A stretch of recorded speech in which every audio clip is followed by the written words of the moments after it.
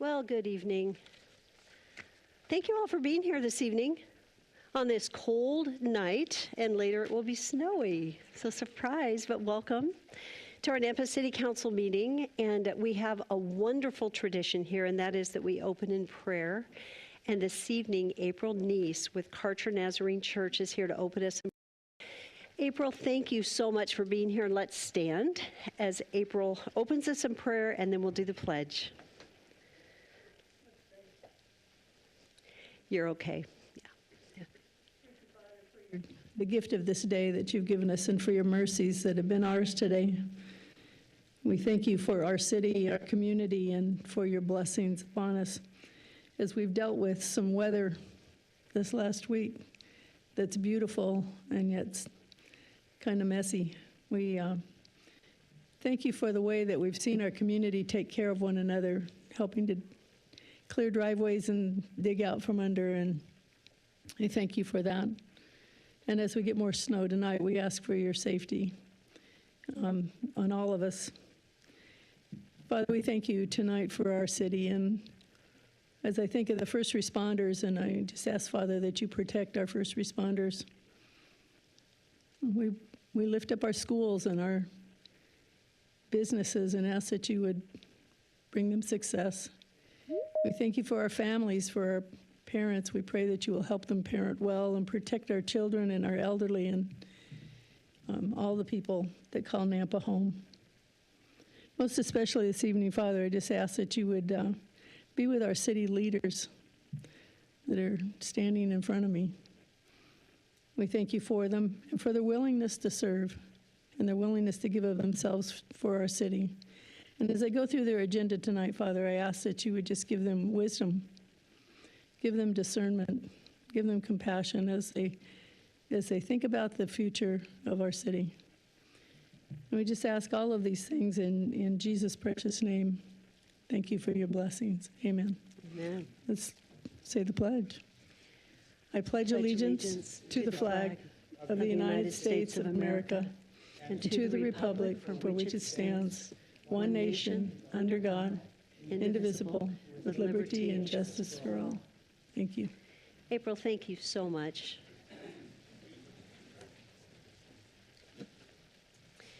April made a comment about the neighbors helping neighbors, and I tell you what, I've loved seeing the stories and actually watching it in action where neighbors are helping shovel each other's driveways. And it is so cool.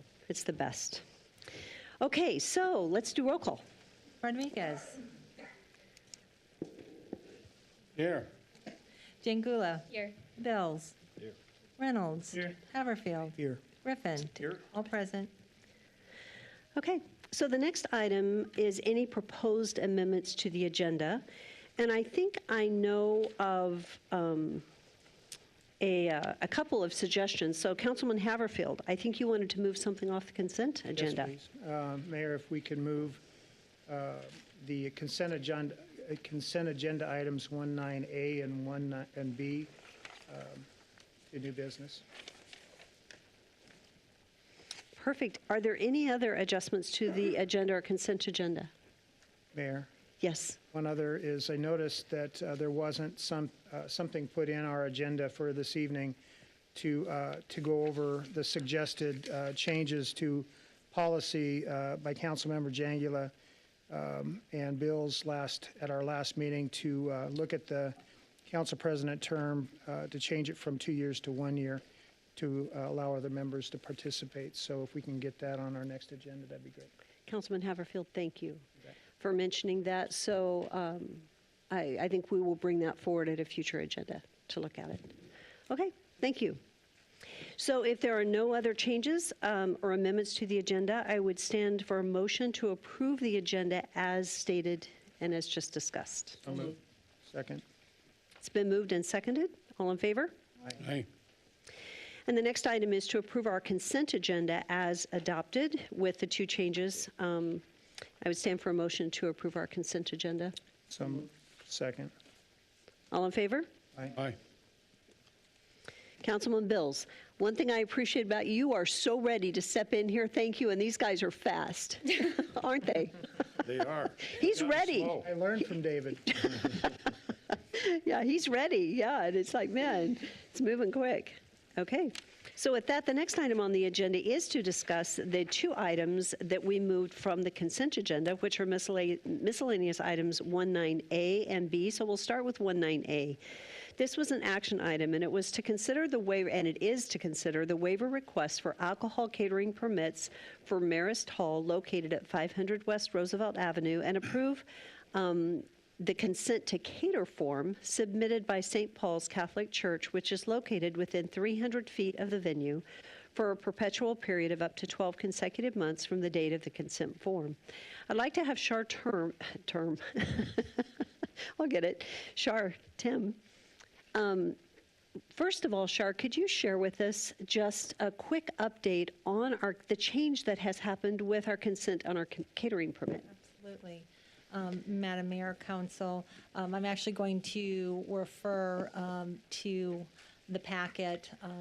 Each item had a staff memo from myself, and it was very similar. So let me just go ahead and quickly read that into the record.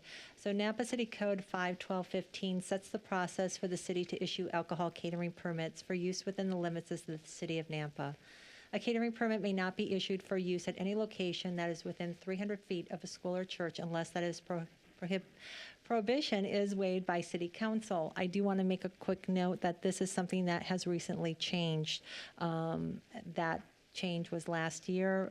Prior to that, alcohol catering permits were not required to get waived by the City Council if the location was in 300 feet of a city or school. That was only for the holders of alcohol license. The Napa City Code 51216D allows City Council to waive the prohibition of catering permit approvals at a location that is for use within 300 feet of a school or church. The permittee or property owner may request from the city a perpetual approval for the usage of an alcohol catering permit at a specific location to avoid having to return to City Council for each permit to get individual approval each time. Part of City Council's consideration for any perpetual approval includes gathering the input for any neighboring churches or schools that lie within 300 feet of the particular location to determine if they consent or object to the issuance of a perpetual 12-month approval. Again, I want to make another note that we added a consent to cater form that, again, is an option for them to get a 12-month approval from a church or school that is located within that 300 feet, and then bring that to council instead of each catering permit, them having to come before council to get that. So regarding Marist Hall, I can speak to both of them. Marist Hall and Brick Office Events. So Marist Hall is actually a venue. Again, they are anticipating it to be used as a location for alcohol catering permits in the next 12 months. They are located within 300 feet as they are owned by the church. When they submitted their consent to cater form on December 22nd, they did not have any events currently submitted for an alcohol catering permit, but they are requesting that they get that consent to cater, and they are the ones that actually submitted that form. As for the Brick Office Events, they actually submitted theirs on January 2nd, and at that time they did not have any events either. Since then, on January 4th, they did get one submitted. Actually, it looks like two of them were submitted. And our alcohol catering permits do not identify what type of alcohol is going to be served. It just states when and what they're catering for. The Brick Office Events, the Reformation Presbyterian Church is the one that actually holds meetings on the property right next to Brick Office Events, and Brick Office Events is actually the property owner for that property. Thank you, Shar. And if I understand correctly, previously in catering, there was not that anyone could cater, correct? You could cater in those facilities. There were no guidelines in place. Correct. They were allowed to just submit a catering permit, and the council was not required to be notified if they were within 300 feet of a school or church. That is something that council, when they were looking at the alcohol catering permit and adding some different criteria, that is one of the things that they did change in addition to the consent to cater form. So this is actually the very first time that a consent to cater form is coming before us. Yeah, thank you. And I think it's good to pull it from consent into new business so that we could have this discussion and let everybody be aware of what's happening. I think it's wonderful, the new process that we have in place, which is really good. Both of these properties are actually self-owned properties. It's their own venues on their properties that they own. So I think that's also important. Yes, But, Madam Mayor. so I'm going to defer, Councilman Haverfield, did you have a question? Sorry.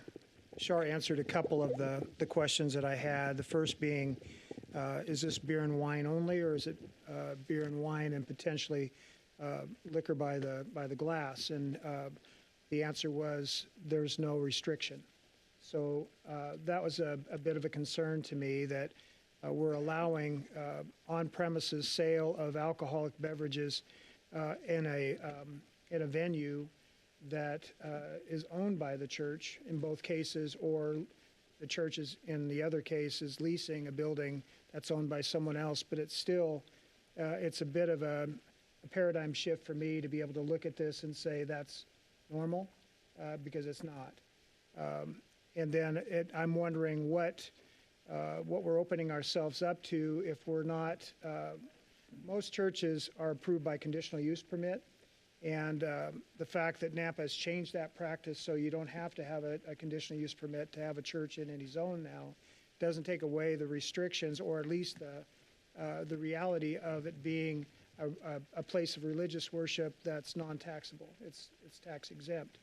Now we're talking about them bringing in on the same site a taxable, I assume.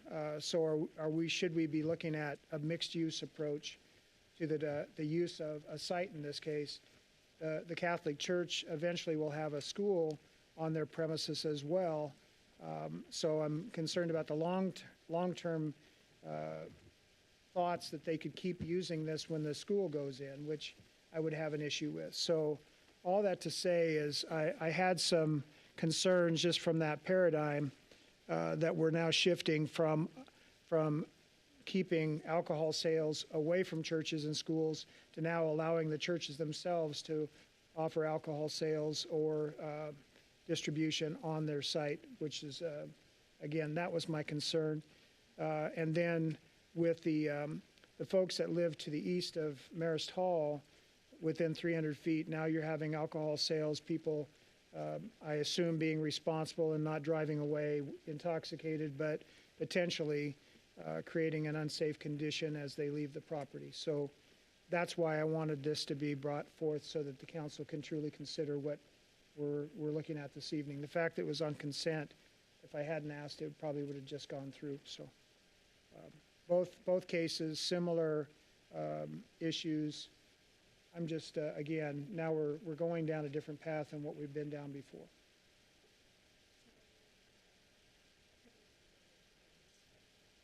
Excuse me, I'll turn my mic on. Thank you for those comments.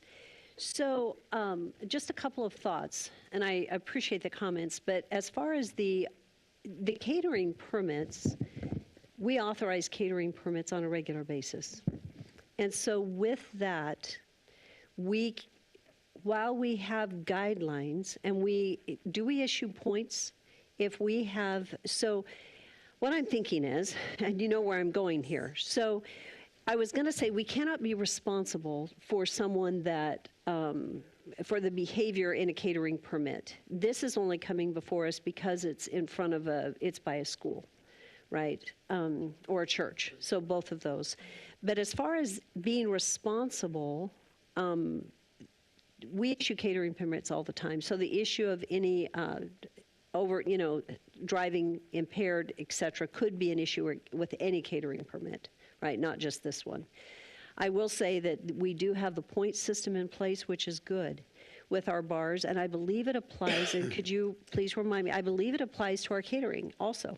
So, Madam Mayor, I would like to kind of go back real quick. On the alcohol catering permits, you are correct. We issue quite a bit throughout the year. But before a permit is issued, it does go to police and fire, and they make sure that they meet that criteria. When the alcohol catering permits were revised last year, that was one of the reasons why we did make some changes. Alcohol catering permits is now under basically the purview, jurisdiction, however you'd like to say it, of the Alcohol Review Committee, which I am the chair of, and we have representation from police, building, planning. We have council there as well, and also the mayor's office. And it used to be just for alcohol license holders, but now alcohol catering permits are now part of that. So what would happen is if there was an incident report, Nampa PD would provide that report to us. We would review it, and then we could assess points. Which is a wonderful thing. This is new for the city of Nampa, and I love the fact that we are issuing the points, we're providing oversight, both to our bars, but also now to catering. We're doing the same thing. And so, which is greater oversight than we have had in the city ever. So this is a really good thing, in my opinion. And so, but any catering permit would have the same issue. These are only before us because they're within a distance of a church or a school. So, And Madam Mayor, if I could just say one more thing. The consent to cater form, the reason why of the importance of this is it is to prevent them to have to come before council each time a catering permit is requested for these locations that are within 300 feet of a school or church. Because council only meets twice a month, it does cause some difficulty, which is why we did, again, put in the code for them to have the ability to do a consent to cater form, because what we had discovered is council really likes to get the input of the churches and schools that are within that area that may be impacted. And that is why the consent to cater form, if it gets approved by council, every time this location gets a catering permit pulled for it, they have to actually provide a copy of it up until that 1 year time period. And then the following year, again, they would have to come back again and get permission and approval from council. because these are event venues, they will be doing events on a regular basis. The Catholic Church, they're on Roosevelt, St. Paul's Catholic Church, they own the venue. And they are the ones, it's their venue, it sits behind the church building. They're the ones asking for this catering permit on the first item. And then the second one we can talk about. But anyway, are there further questions or discussion on this? Mayor? Thoughts? Yes. So I need a clarification. So a catering permit issued by the city, the vendor, are they required to have a liquor license? I'll let you So answer that.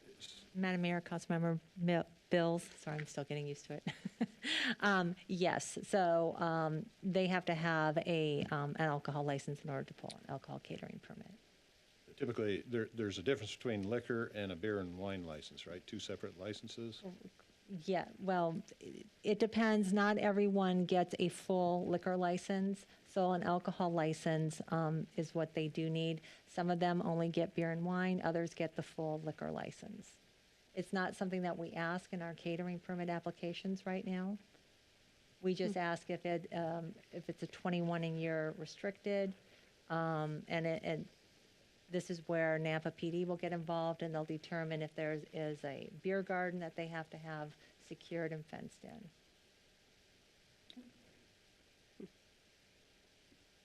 Mayor, thanks. Yes. So from a building standpoint, restaurants that serve alcohol by the glass, because of the volatile nature of the product itself, those buildings have to be have a full suppression system. And I'm not sure of these buildings, if they have sprinkler systems to put out potential spread of a fire that is caused by an alcoholic beverage that's spilled and caught on fire. So again, just the idea of opening the door, I'm not sure that I could support this evening, not knowing that there's more criteria that's been made available. If we're talking about a venue that will be sporadically used, is our police department aware of when that's taking place so that they could be in a position where they can render aid or to provide, and that maybe this is a Joe question, if he's interested in answering the question. Shar has a response to that Okay. first one. Yeah. So, cool. And so remember your next one. So we'll go there. Madam Mayor, Councilmember Haverfield, as I had mentioned earlier, all catering permits, all alcohol catering permits get submitted to the police department and the fire department, and we need their approvals. That is a requirement if we don't get their approvals. But you answered Commissioner Bill's, or Councilman Bill's question with some are beer and wine, some have alcohol. So when you add the some have alcohol, that creates a whole new paradigm in the safety of the people that are in that building. Madam Mayor, Councilmember Haverfield, I was responding to the actual alcohol licenses when they're applied for. So when a business is applying for an alcohol license, not every one of them gets a full liquor license. And so, And I understand that. What I'm pressing is, in some cases, we might be allowing an unsafe, volatile product to be in a building that it's not supposed to be in because of the nature of the construction of the building. It could be totally wood frame, totally combustible without a sprinkler system. You have an alcohol spill onto a candle, it spreads. That's a bad situation. right, and Madam Mayor, Could I? Councilmember Haverfield. Go ahead, and then I real have a quick, question. Just one, yeah, and you're absolutely correct on that concern. But again, I just want to reiterate, this is something that has been happening, that council had not been notified up until the recent code change. It's Well, not and- something that is new except for the notification to So council. it's been happening without our approval, is what you're saying? It's because it wasn't required. It wasn't required in a catering, until now, we did not require that catering within 300 feet with an alcohol catering license within 300 feet of a church or school never came before council. But the issue that you're referring to is a risk in any catered event, and we issue catering licenses all the time. So tonight's issue is very specific to this location. Some of the questions that you're bringing forward actually would be something that maybe we should address or could address at another time, but it isn't specific to this because actually we issue catering licenses every day and they're in all sorts of different venues. That's why it goes to police and fire for their approval. And so I guess for this specific situation, the question would be, did police or fire have any concerns over issuing a 12-month consecutive license for the Catholic Church in their own event center? Madam Mayor, if I could just. So again, the consent to cater form is like a blanket form coming from the church or school saying they are okay with any catering permits. It's not for a specific or identified event. So the When those- specific identified event would go to police? Yes, as soon as we get that permit, that is what goes to fire and police. And I'm looking at Ron because he's usually the one that is reviewing those as well. So, I think a question would be, in a situation like this, where we are asking for pre-approval for a 12-month consecutive, I think that's probably where we should get police and fire's review and their approval of that venue at this time. Because we are doing an approval for a 12-month consecutive time frame. It just occurred to me that we probably should get their buy-off on that venue one time. Because it's the same venue for each permit. Madam Mayor, I would defer to both police and fire to see if they would have enough information to look at that. I guess Ron, if you could come forward, the question for you would be, you may already be familiar with the site because I'm sure there have been other permits in this event venue. And also with police, if there are any concerns over this particular venue. So Mayor, council members, yes, we do regularly issue catering permits in both these venues. They're both fire sprinklered, both fire alarmed. So I really don't have any concerns with a 12-month temporary approval for either one. So, and we do look at that at every venue that comes through. Not every venue that comes through is sprinklered and alarmed, but those ones usually have a smaller occupant load, and so they're not bringing in over 100 people, which is where the code would require sprinklers. So for the most part, we really try and keep a check on that. So Thank you. I think that's what we needed tonight, was to know that you approve of this facility being used, both of these facilities. You have yeah. no concern, and they're both sprinkled. No. Okay, thank you very much. So I think that does answer that one question, but Councilman Haverfield, go ahead. No, that's basically where I'm coming from, is if fire hasn't signed off on it, that they're okay that the venue with potentially 500 to 600 people or more are safe. We're allowing an unsafe condition. And if this opens up a larger dialogue where we look at other venues that might be smaller as well, whenever you talk about a building with assembly with a lot of people in it, that's where you can get a lot of, something happen that's catastrophic. You see that all the time in nightclubs, where people can't see the doors or whatever because of the lighting. But when lighting goes out, emergency fixtures are not very highly illuminated. That's where people can get themselves either pushed against walls, hurt, whatever, or burned to death. So Thank you. that's my concern, is to make sure that we are looking at this with eyes wide open. Mayor Clay. Yes. Also, just for the information from Marist Hall, that when you sign a contract with Marist Hall to have an event, it's a long process. You have to follow their security services and devices that they have imposed on you, and also that they have security, and they have people who are diligently looking and watching. And you know, they've had Marist Hall has been open for 2 years now, I think, and they have had many events with alcohol, and so I see the reasoning here. I don't have a problem with it myself. I think it's a things that we could, as a city, be careful with. But I don't have a problem with this.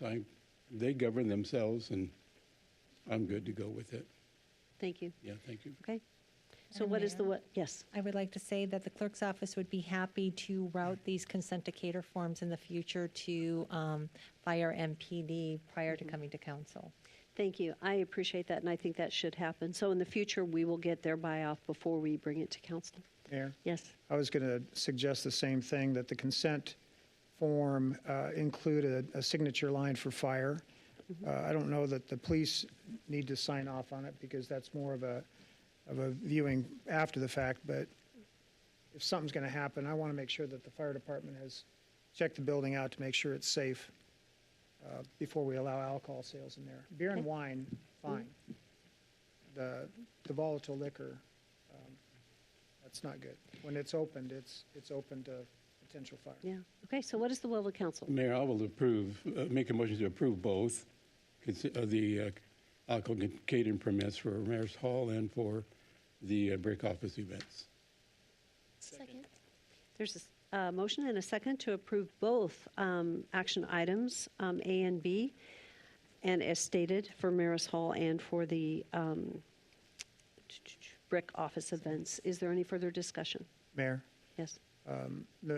If the motion includes that a signature line be added for fire's approval on this form, then I would feel better about that. Sure. I'll amend that. Is there a second? Okay. Yes. That's not me. Thank you, Todd. I think I know.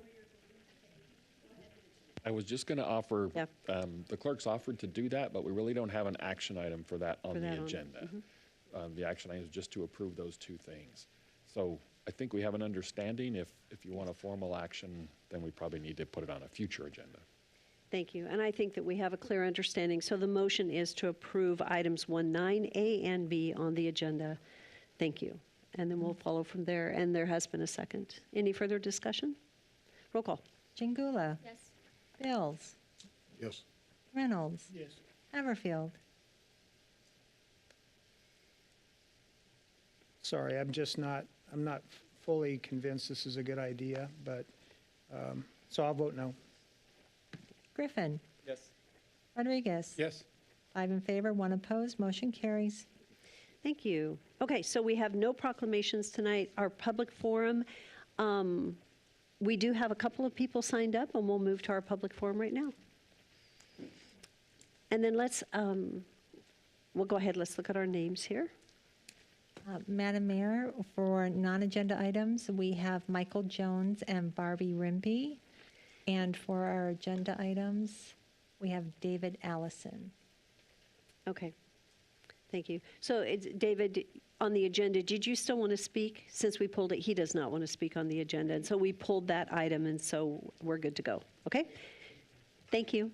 Thank you so much. Okay, so we'll go to our non-agenda items and start with Michael Jones. Yes. Okay. Hi, Michael. Hi. Good evening. Go ahead and come forward and give us your name again and your address. Michael Jones. Thank you. 12598 South Carriage Hill Way, Nampa, Idaho 83686. Thank you. Thank you for the opportunity. I'm the president of Guardians of the Children. We're a motorcycle group that helps abused kids. What we hope to accomplish soon is to be in your next parade for an awareness event.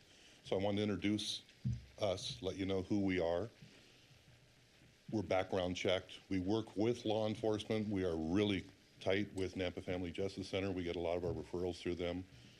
Victim witness coordinators, the detectives, the police, they know us, they like us. We have done school carnivals at probably 6 of the different Nampa elementary schools, and every time we do a carnival there, we get invited back. We show up with an easy up and give out temporary tattoos and stickers, bring our motorcycles out, the kids sit on the bikes, they just love it. You would recognize us if you've seen us in the area, not just because of our ugly biker gear. I've got a couple of teddy bears on the back of my bike because we want people to ask about us, and we want to be kid-friendly. Also, when we go for a ride, a lot of our guys, they have little helmets with Elmo, Big Bird, just all kinds of funny stuff so that we get looks, and then when we go help kids, they just feel more at ease. We escort them to court. When we bring them into our family, if they're having trouble or if a perpetrator gets out on bail, we've done 24-hour surveillance at their house. We always let the police know that we're there because we're their friend. Again, everybody's background checked. The kids like that we look like big bad bikers. We protect them. We're the biggest teddy bears you'd ever want to see. We've been in a couple of parades. We were on TV with the Boise parade. We did the Caldwell 4th of July parade, and that was a blast because we're zipping around safely, of course, high-fiving the audience and throwing candy out and that sort of thing. So won't take up too much time because I could literally talk forever. I love to talk. Is this just a statement? Are there any questions? I have business cards, trifolds. What's the process for learning about getting into your parade? Well, it's Parade America. Right. And it is not actually run by the city any longer. It is a nonprofit that runs it. But I would be happy, Catherine's at the back, and she could take your contact information and we can follow up with you on it. Fabulous. So we'd be Fabulous. happy to put you in. And thank you for what you do. Oh, thank you. Thank you. I for the have kind seen you words. guys and familiar, and thank you so much. Yes, we've met. Yeah. Thank you very much. Appreciate your Mayor time. Yes, Councilman Rodriguez. Michael, Yes. I'm on the board of directors of the parade, so dude, you're on it. Yeah, because the way you do. And I have seen your group show up in the neighborhood, and I saw all of you in your Harleys, and I went, uh-oh, what do we got here?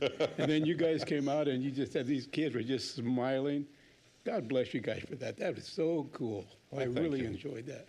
Thank you. And the opportunity, because some of what we do is pretty tough when we go listen to testimony and we're there for the kids. That's the hard part. The carnivals and the parades, then we get to have fun. And we need to keep that in balance. It's all about awareness so that people know.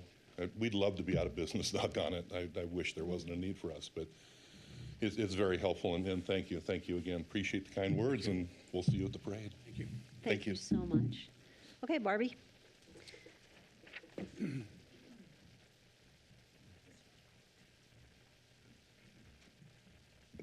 Good evening. I'm Barbie Rimby, and I'm at 16437 11th Avenue North, Nampa. And I just wanted to extend kind of a belated thank you to Crystal Craig. I know she's still on maternity leave, but for 6 years, we walked our grandson to Birch Elementary School, and the crosswalk there at Birch and 11th had only one dim light, and it was so dangerous that at 7:20 in the morning, we'd have to use flashlights or our phone light to notify cars that were coming into the crosswalk. And I worked with the schools. I tried many times, but they had 3 different principals in those 6 years that our grandson was there. And it kind of just fell through the cracks. And my husband said, well, call the Department of Transportation. And so I did that. And then Matt Ricks, I don't know if he's here, but he kept me in touch. So that was last February. So all during winter and early spring, it's pitch dark out there at 7:20. And, I let them know that there was a problem. And they said they would look into it. And then they got back with me. We kept emailing and texting. And he said they had to work with Idaho Power to get a second lamp and brighter lights, which they did get installed last May. So this winter, it's bright and illuminated, and I just thank the city for listening to the little people and making it safer for the children. Thanks. Barbie, thank you so much for speaking up, because you think about the lives that could have been lost, that possibly will never be, because of your voice. And thank you. And it seems like it took us maybe a little bit, but it got done, and I'm so glad. Yeah, it's beautiful. So Yeah. thank you. Thank you. Thank you so much. Okay. Is there anyone else that had signed up? No, there is not, Madam Mayor. Okay. I think we're going to move on. We don't have any agency or commission reports, but we do have staff communications. Tom, thank you.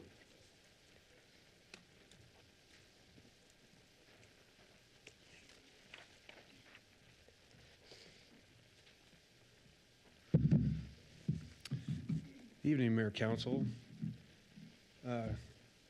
Just want to say that was really cool to hear that. We don't always get a thank you from citizens, so thanks again for saying that. It was awesome. Especially from Glenn. So we've got a 3-part staff report. I'll go through this, some of it pretty quickly, because I want to spend most of the time on the snow report. In your packet there, you've got a list of consent items and new business items, and a process that Mayor and Council President and I work through to bring items to you. There's a lot of items that come through Public Works that are somewhat routine. This is not an all-inclusive list, but it kind of gives you an idea that there was a thought process on what goes on consent. And then if you're just like you did tonight, you can always pull it off if it doesn't feel right and you want to talk about it more. But I won't go over the list, but I do want to talk about snow report. I do have a map that if I could hand out. All right. So we had some internal team meetings today about the snow. Just kind of wanted to give you some data. You've probably been getting some questions about what's happening out there. We do have Don Barr on Teams. If you got any questions I don't have an answer to, he's been working a lot of hours lately, so he's at home resting for the next storm. So in summary, we've got some significant snowfall started on Sunday. Our snow cam, we had 6 inches. Some places we had up to 10, and depending on what part of the city you were in. We implemented 24-hour shifts ahead of that, and it started being proactive with the de-icing. So we've got a 4 a.m. to 4 p.m. crew that works a 12-hour shift, and then another 12-hour shift comes in after that. So you got 9 crew per shift out there working on the snow. So in Nampa, we've got 6 plows, large plows, 3 small pickups, 3 de-icers. So roughly it's about 100 miles per plow is what we cover. So it's a decent amount to cover. And we've got 1 grader and 1 loader. As our snow plan, when we get 6 inches of snow, we bring in contractors to work on subdivisions. We had 2 contractors that had signed up ahead of time with us. We were expecting them to bring 5 graders. They ended up bringing 2. So we went to work. We called engineering over the holiday, and they called some more contractors and got the numbers up.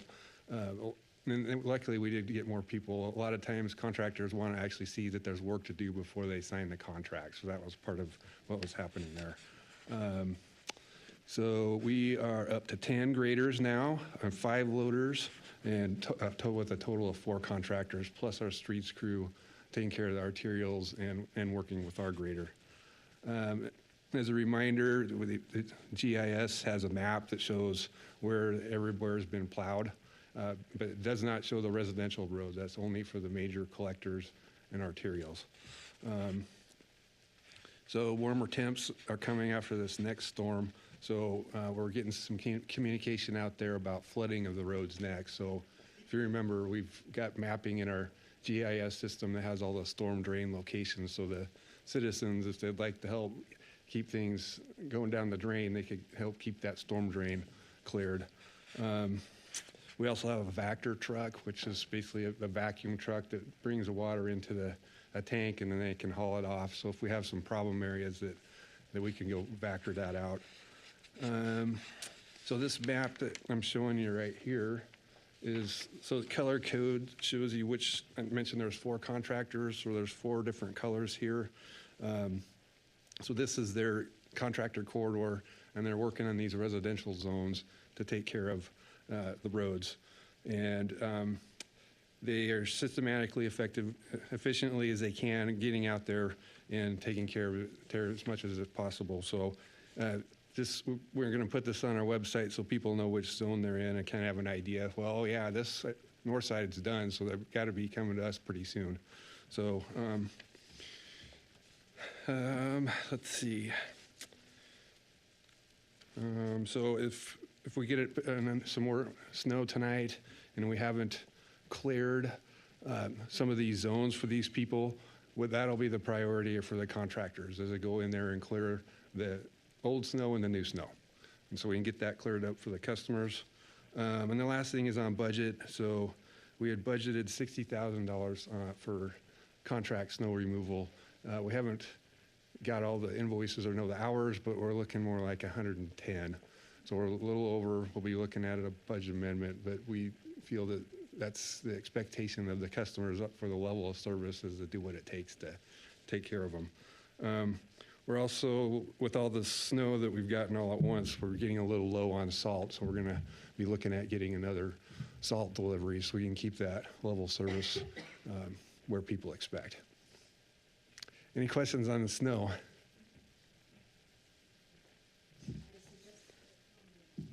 Excuse me, just a quick comment, and that is Dawn and Streets team has done a totally amazing job. I've heard so many comments, people that are coming from outside of Nampa, that they hit Nampa and it's a whole different world because we're so much better than the surrounding areas. They've done a really, really good job. Dawn has been 24/7.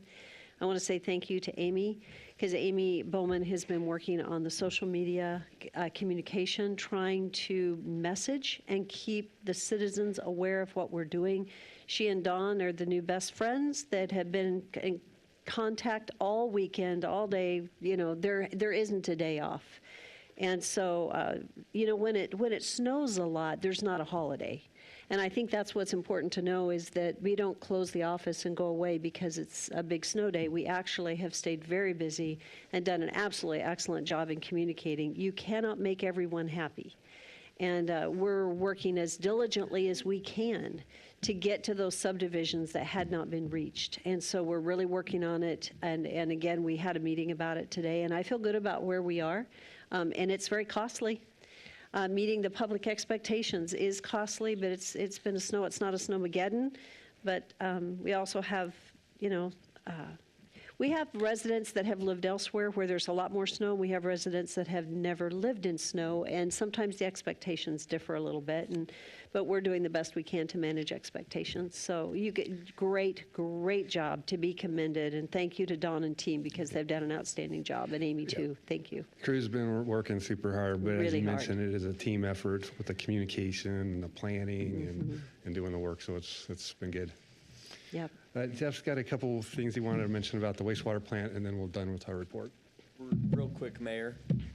Do we have a line, I know, and I'm sure police has felt it, and maybe the clerk's office has felt it. Do we have a line where homeowners or individuals that are affected by the snow areas can call into instead of bogging up dispatch or any other that we could post out? I know Amy's pretty good about it. I try and reshare all this stuff, but I haven't seen that just yet. Yeah, we do. We actually do have a telephone number. And Amy, where do you find that? Do you want to use a microphone? You can grab a table or wherever. Because we do have a number that is responded to. Yes, thank you, Councilman Griffin. That's a great question. It And is. we do have it, and it was shared, trying to think which post it was that I shared it on. But it is 208-468-5577. And the email is snow@cityofnampa.us, and it did get used this weekend. Very good. And it's also on our snow website, which is cityofnampa.us/snow. Thank you. Thank you. Thank you. Good question. Thank you. Okay, Jeff. Good evening, Mayor and City Council. Give you an update on the wastewater treatment plant expansion project we have underway. We are 80% done, and we're 80% billed to date. This is a project that's the largest recycled water project really in the state of Idaho, but outside, even in the region, it compares to many of the bigger cities in the West Coast. It is the largest design build project, public project in the state of Idaho, and so things are moving along well with our schedule. This is just before 2024, but we are about 2 months ahead of schedule right now, and so that's looking good. The actual finish date is into October, but most of the major improvements will be done well before that. I want to tell you that we're adding all these facilities. We're expanding the entire treatment plant, almost doubling the size of it, and with that comes training. And so I want to thank you. We added a couple staff last year to our operations to run this. This is a picture of our operations crew. These folks keep things going all week and tweaking things based on weather and industry and all sorts of details that come up. So really impressed with the work they're doing and thankful for that. On the left there, that's our new blower building. That's just one of the buildings, the facilities that's coming online. By the way, there was 30 standard operating procedures. Now there's going to be 100 after this expansion project, to let you know the level of detail. So I wanted to give you a highlight. If you've been driving by Fred Meyer on Caldwell Boulevard, you might notice some construction out in front of Fred Meyer. Well, the recycled line portion of this project is from the treatment plant. If you can see up in the top left-hand corner on the right image, that A is really small, but that blue line shows the line. And it's a 4-foot line. It's going to be pumping recycled water, Class A, highly treated water from the treatment plant to that Fred Meyer outfall. And it's going to be going into summer months. It's going to be going into the Phyllis Canal, used for irrigation for yards and for ag, and it's going to be reused. And that's where we get to the recycled water portion of the project. On the left, we had to bore under the railroad. And I remember when we came to council, they were saying, "Man, that was an expensive bore pit, right?" Well, that took them 3 weeks to put it in. Those are all concrete columns on the left. And that's ready for one side of the bore pit. They have to build another one on the other side. So I wanted to give you, this is a picture of the rendering of the outfall at Fred Meyer looking towards Caldwell Boulevard. This is, if you were driving by rendering, looking towards Fred Meyer and Office Depot, that's what it's going to look like. And those tree wells are actually going to be manholes, and they dissipate the water as they flow over there. They slow down the flow of the water so they don't erode the channel on the Phyllis Canal. So this is the construction, as you can see, kind of is starting to take shape. And that's what that is if you're wondering. So that is the actual outfall for the recycled line. You'll see more progress on that in the weeks to come. And then just lastly, this is a time-lapse video. I share these every once in a while, but this is very interesting. If I could let you know, so this is the very west end of the project. It's called a tertiary process. And you're looking at the top right there. That is our UV disinfection building. And that's just finishing up. They're bringing in these UV bulbs that they kill bacteria as the wastewater flows through it. So, and then I just want to give you a quick time lapse.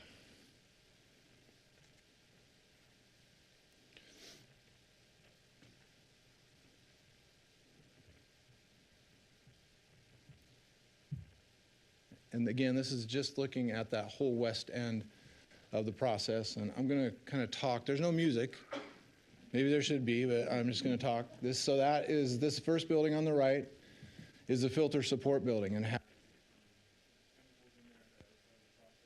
so that went up first. Next to it, you see there's going to be a giant sand filter. And basically, the water is pumped up to the top, and the water flows through a sand filter, and it removes particulates in that process.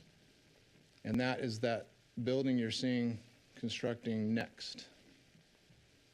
And if you can see off in the distance, that industrial building along I-84 got finished up in the middle of all this. So you see how much time it takes to make this and how much effort it takes from the contractors. So that is the sand filter building there, and on the other side is the UV, and on the other side is another pump station that's going to pump that water all the way back to the Phillips Canal.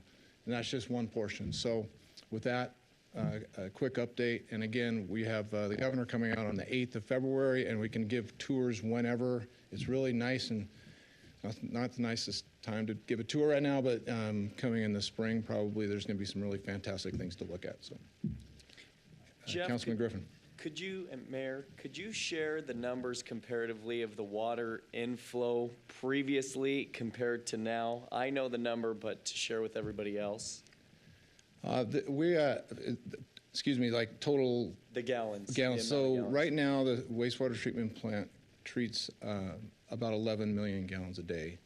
And then with this expansion, gives us some more capacity, but with some build out of our processes, we can go up to around 21 million gallons a day. Thank you. Great job. Thank you. Yeah, great job, Jeff. Really appreciate your updates. Excellent. Thank you, Tom. Thank you, Jeff. You know what? It's an exciting time to live in Nampa. I know you guys are waiting a long time, but it is way cool what we've got going and what they're doing, and it's awesome. Okay, so we are running late on our public hearings. I do apologize. We do have a couple of items we need to get to before we start the public hearings. And what I want to do is confirm the appointments of a couple of different people. I want to start with Erica Hernandez. Erica, you are on the consent agenda and approved, but would you come forward and just introduce yourself and tell us what commission you serve on? And I just want to say thank you. Tell us how long you have served. And you signed up again. Thank you. Erica Hernandez. I'm the regional manager for the Home 2 Suites in Hampton Inn here in town. I've been on the advisory commission board for the Idaho Center now.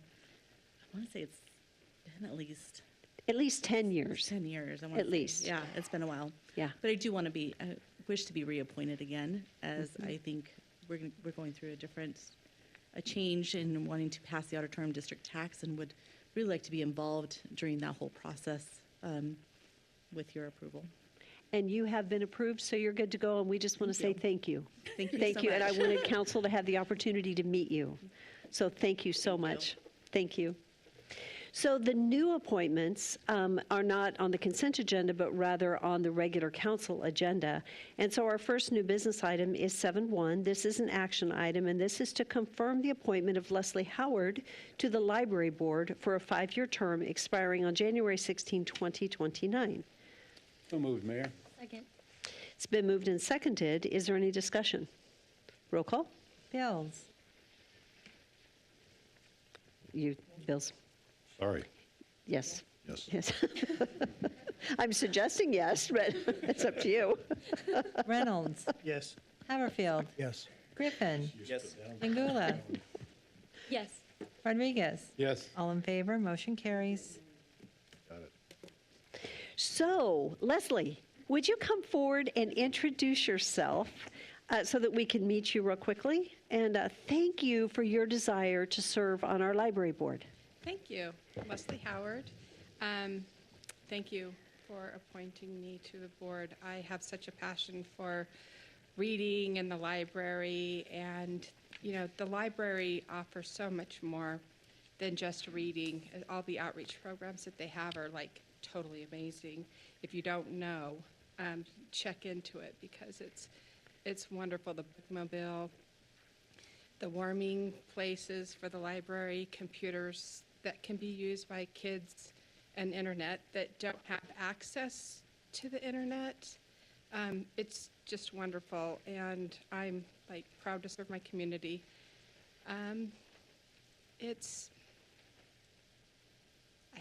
I thought this through before, because I knew I was going to have to get up here and speak about it, but I just have a passion for serving my community and serving for the library. Well, we appreciate that passion. Okay. Thank you Thank you. so much. Thank you. Okay, 7.2 is also an action item, and this is to confirm the appointment of Jeanette Wallingford to the Venue Management Advisory Commission for a 5-year term expiring January 16, 2029. So moved.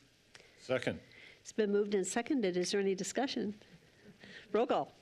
Jingula. Yes. Reynolds. Yes. Everfield. Yes. Griffin. Yes? Bills. Yes. Rodriguez. Yes. All in favor, motion carries. Is Jeanette here? Hi, Jeanette. Do you want to come forward and introduce yourself real quickly?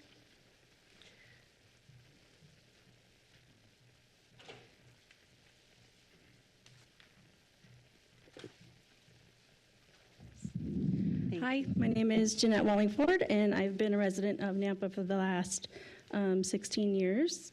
And within that 16 years, I have enjoyed being a part of numerous community organizations. Currently, I am the president of the PTA at Willow Creek Elementary, and I've been the registrar for Nampa Babe Ruth baseball and softball for the last 8 years.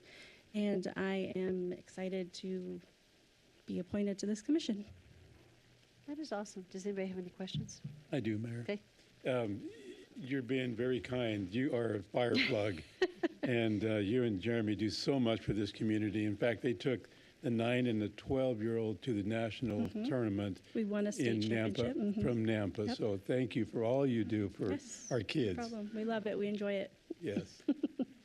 Jeanette, thank you for your desire to add to your load and to serve on this committee. It's an important time, so thank you so much. Thank you. Thank you. Okay, 7.3 on the agenda is an action item, and this is to confirm the appointment of Maury Smith to the Venue Management Advisory Commission for a 5-year term expiring January 16, 2029. So moved. Second. It's been moved and seconded. Any discussion? Roll call. Jingula. Yes. Bills. Yes. Everfield. Yes. Griffin. Yes? Rodriguez. Yes. Reynolds. Yes. All in favor, motion carries. Thank you. Maury, come on down and introduce yourself, and thank you for being here with your team tonight. Yeah. I'm Maury Smith, and I met the mayor at a Meet the Mayor thing at the rec center, and you challenged all of us to get involved, and so I'm doing the academy. I'm excited about Good that. for you. And then I interviewed for this position. I'm really happy to be involved, and I don't know what I'm going to do, but I'm looking forward to how I can participate. But then I appreciate the opportunity. That is wonderful. Thank you. Thank you No, for thank you stepping guys. forward. Appreciate it. Well, what a good example of what we need to be doing, right? Getting citizens involved. We have our Citizens Academy starting, and that's exciting. So welcome. And you guys do not have to stay, so it's not rude if you get up and leave. So, yeah. Thank you so much for being here. Okay, we have 3 other new business items. If Daniel's going to be here later, we'll leave that one on 7.4. Who's going to present 7.4? Will they be here later? Okay, and then Cody, are you going to be here, or shall we?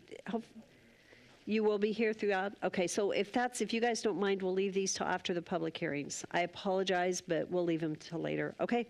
Mayor? Yes. If you don't mind, if there's any questions on 7.5, could we just do a quick one? If not, So Cody can go home? yeah. Do you Okay, think- that's fine. if I'm anybody has happy any to do it. questions on it.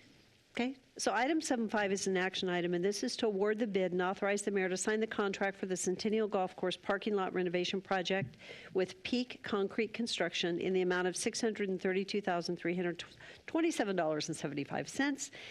And the reason Cody's here is because the project budget that was approved in our capital budget was for $500,000. This is over that budget amount. So, but we're not asking for a budget amendment at this time because there could be savings in other areas throughout the year. But it was important to call out that this is over. But you had how many people turn in their bids? We had 10. 10. This is the low bid, and we had an excellent bid response, so it wasn't for lack of it. And so if there is a need for a budget amendment, it would come forward later in the year. Okay, so I'll make a motion to approve, Mayor. Second. It's been moved and seconded. Is there any discussion? Madam Mayor, I just have one question. Okay. Who put together the original budget on this project? We were working with Ardura Engineering for putting together the original budget. It was done quite a long time ago, and there were some growth in the scope after some community involvement wanting to expand the parking lot to allow for more spaces, which helped push that above the original budget amount. Okay, thank you. Good question, and thank you. Okay, any other questions? Mayor Kling. Yes. So Cody, is this a fully bonded project? Are they being asked to bond the project? Yes, Councilman Okay, Hatfield. so, and they'll provide their own insurance on site. I would imagine, is this going to be an off-season type of construction, or will it be during actual golf time where golfers are out there? Mayor, Councilman Haverfield, it is planned to begin as soon as the contract can be signed, but asphalt plants will have to be open once the weather warms up to allow completion for the. So is it an expansion of the current parking area as well? It's renovation of existing and expansion to make it larger, yes. Thank you. And the goal is to get all the preliminary work done during the off-season. I mean, as soon as that asphalt plant is open, that they can finish and be open for the season, correct? Mayor, that's the city's desire. We still need to work with the contractor to make sure that that can happen, but that's the city's desire, yes. Thank you. Yeah. Yes. So Cody, to follow up then, will this be a staged installation to allow a portion of it to stay open for parking purposes, or are you going to stage someplace else for those cars? Mayor and Councilman Haverfield, yes, that was the bid alternate that you will notice in the contract was to allow for 50% of the existing parking to remain open during construction so that we can continue golf operations while construction is happening. Thank you. If there's no other discussion, roll call. Angula. Yes. Reynolds. Yes. Haverfield. Yes. Griffin. Yes. Bills. Yes. Rodriguez. Yes. All in favor, motion carries. Thank you, Mayor. You're welcome. Let's go ahead and move to item 7.4. And Mark, if you could go ahead and come forward in case there is any comment. So this is an action item. It's to authorize the mayor to sign a resolution and a state and local agreement with ITD for project development for the I-84 and South Highway 16 interchange study. The second item is to authorize the mayor and public works director to sign a task order with Parametrics for the interchange modification report. And this is in the amount of $1,410,475.37, and then approve transferring $4,000 to ITD for the administrative and technical expenses. So this is approved in the FY24 budget, and the standard agreement was reviewed by legal. So moved. Second. I have questions, Mayor. Okay, so there is a motion and a second to approve all of these three items. Discussion, Councilman Haverfield. Just a couple of questions. And how was Parametrics chosen? Was it RFP, RFQ? Yeah, there was an RFQ that was submitted. How many others were considered? I'm not sure. I'm not sure. I could get that information for you. And then it sounds like the amount that we're talking about is not just the 4,000, we're talking about the 1.4 million as well as a part of this approval? No, so the $1.4 million is completely locally funded for the project, and that will be paid for directly to Parametric. It's not going to go through the state. So that what you're approving tonight is the $4,000 for administrative costs to process the state-local agreement. So the full amount that we're approving is just 4,000? Yes, sir. Okay. But authorizing. Was the motion aware of that, of the amount? I think so, because we stated it in the motion. Okay. Yes. That it was 4,000.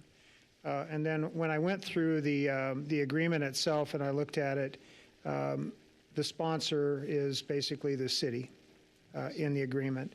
The thing that kind of gave me a little pause was that it states that the sponsor is fully responsible for all costs incurred by the state related to the project. So that's above and beyond anything that we were approving, correct? No, that's for the $4,000. That's the only. 4,000? Yes. And so that's, Todd, can you chime in? Did you review this agreement as well? Because there's several places where there's different numbers thrown in here. I just wanted to make sure that we're covered.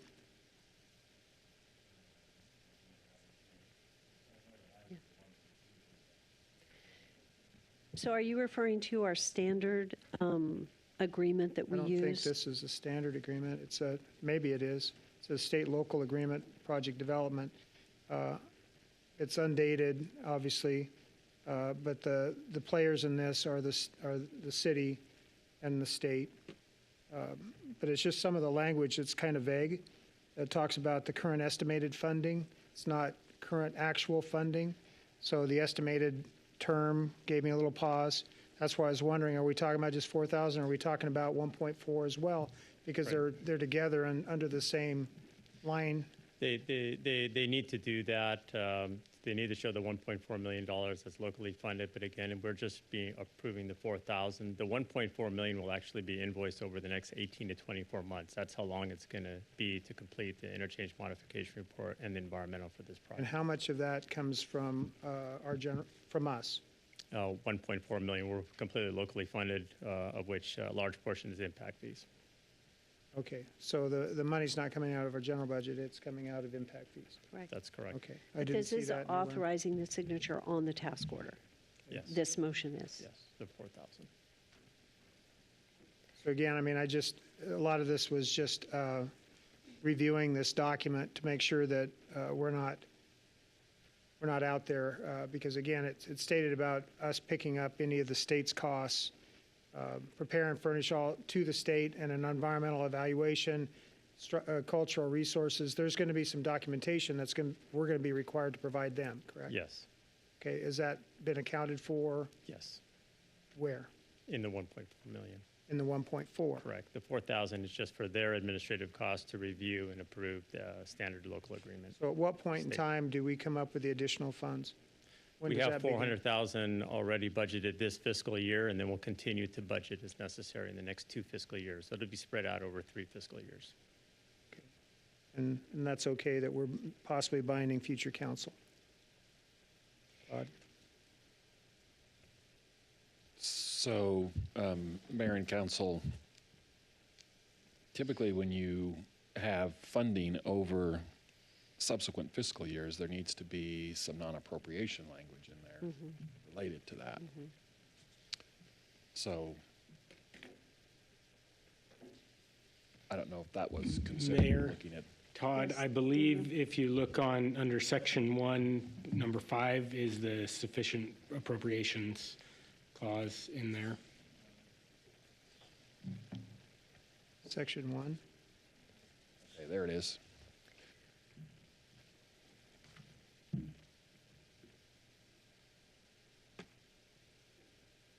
Does that answer our question?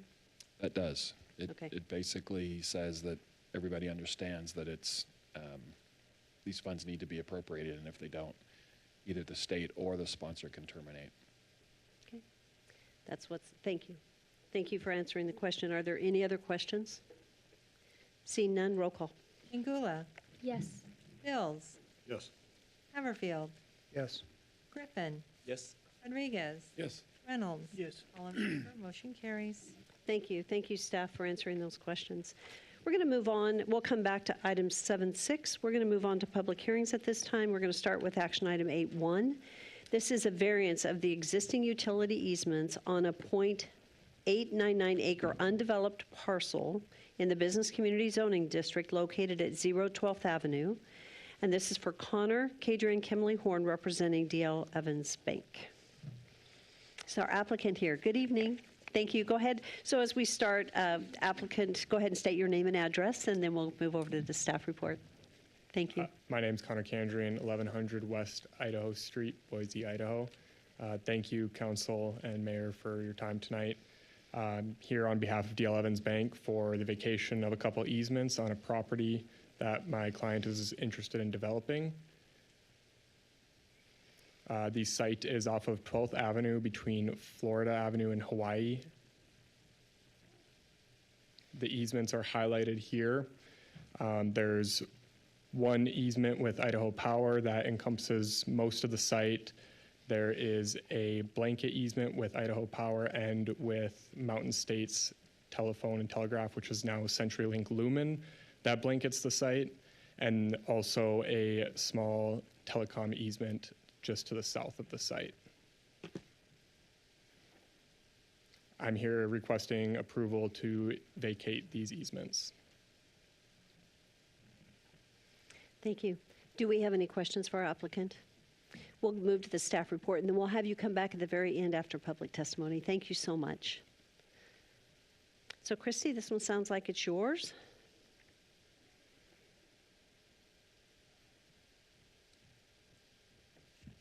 Thank you, Mayor and Council. My name is Christy Watkins. I'm the Principal Planner for the City of Nampa. The request before you this evening is to vacate the blanket utility easements that have been created by 4 instruments listed here for the property located at 012th Avenue Road.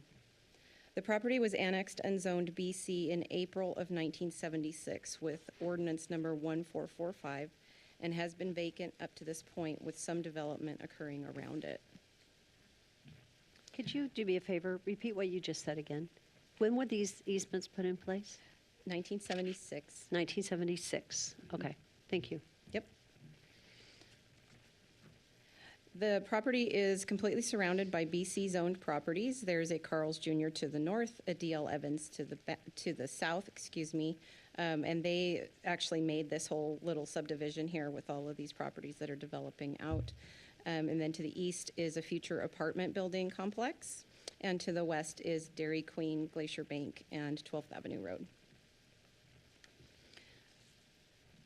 So we had a number of departments respond back. Code compliance finds no violations. Intermountain Gas has no objections. The Nampa Highway District has no comment. Idaho Power has already recorded an instrument to release and abandon the requested easement on their behalf. Century Lumen has not yet provided a response, but the applicant is in contact with them and will be working with them if they need to be relocated.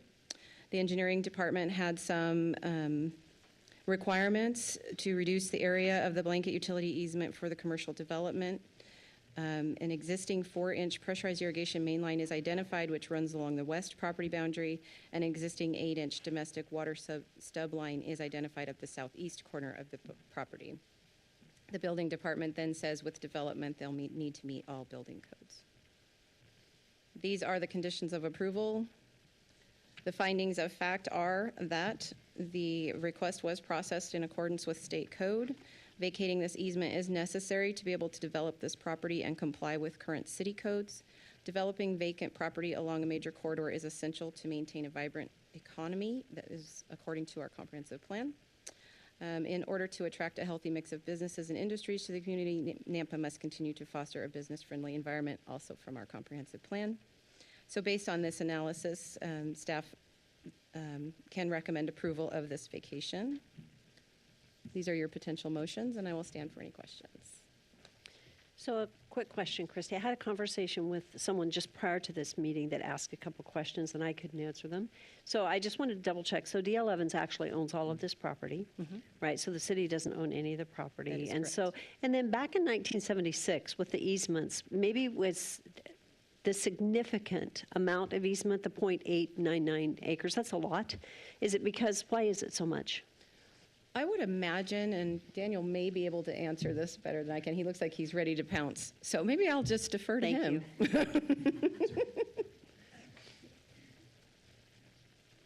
So, Mayor, the majority of these easements were retained as we vacated roadways and alleyways. And so the ordinances at that time just retained the entire width of those roadways and easements or roadways and right-of-ways as easements, rather than narrowing it down to exactly what we needed. That was the practice at the time. And so that's likely the reason for the So this such really is large more cleanup blanket easements, than yes. anything, just from something that historically had been here. Yep. Great. I appreciate you answering that question. Thank you. Are there any other questions for staff prior to public hearing? Seeing none, thank you, Christy. Thank you. Appreciate it. Okay, this is a public hearing. Madam Mayor, we do have one person that signed up, and that is Nicolette Womack. She's with Kim and Horn. She was going to present. Oh, okay. So that's who it is. Okay, is there anyone else that would like to testify this evening? You good? Okay, seeing no one. Does our applicant have anything else you would like to say as we close public hearing? Council, do you have any questions before we close public hearing? Seeing none, I would stand for a motion to close public hearing. All in favor? Thank you. It's been moved. Is there a second? Second. I skipped to all in favor too fast. Excuse me. With that, all in favor? Aye. Any opposed? Okay, this is an opportunity for council discussion and/or a motion.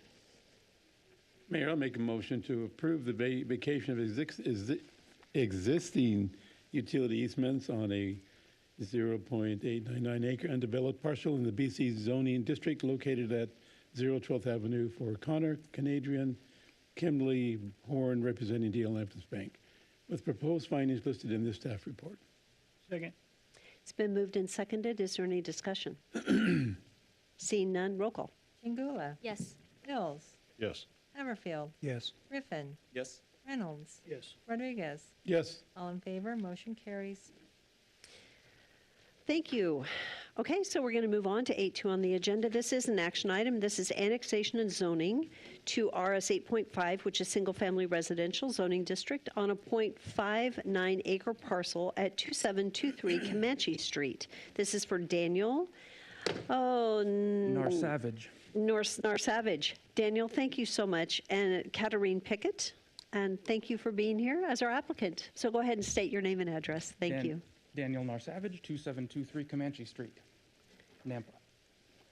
We had a failure of our septic system, so we needed to have someplace to put our sewage. We are right alongside an existing sewer line, so we couldn't get a permit to rehabilitate our existing system. We had to hook up to sewer. In order to hook up to sewer, you've got to be annexed. Here I am. And I'm so sorry, but thank you. I mean, it's part of the process, Yep. so I'm sorry that you had a failure, but I'm glad that we have sewer and water available, sewer available for you. Right on, yep. So, council, do you have any questions for our applicant? So we will have you come back. We'll do exactly what we just did all over again. So we'll have a staff report, public hearing, and then ask you at the conclusion of it to answer any questions. Thank you. It's Rodney.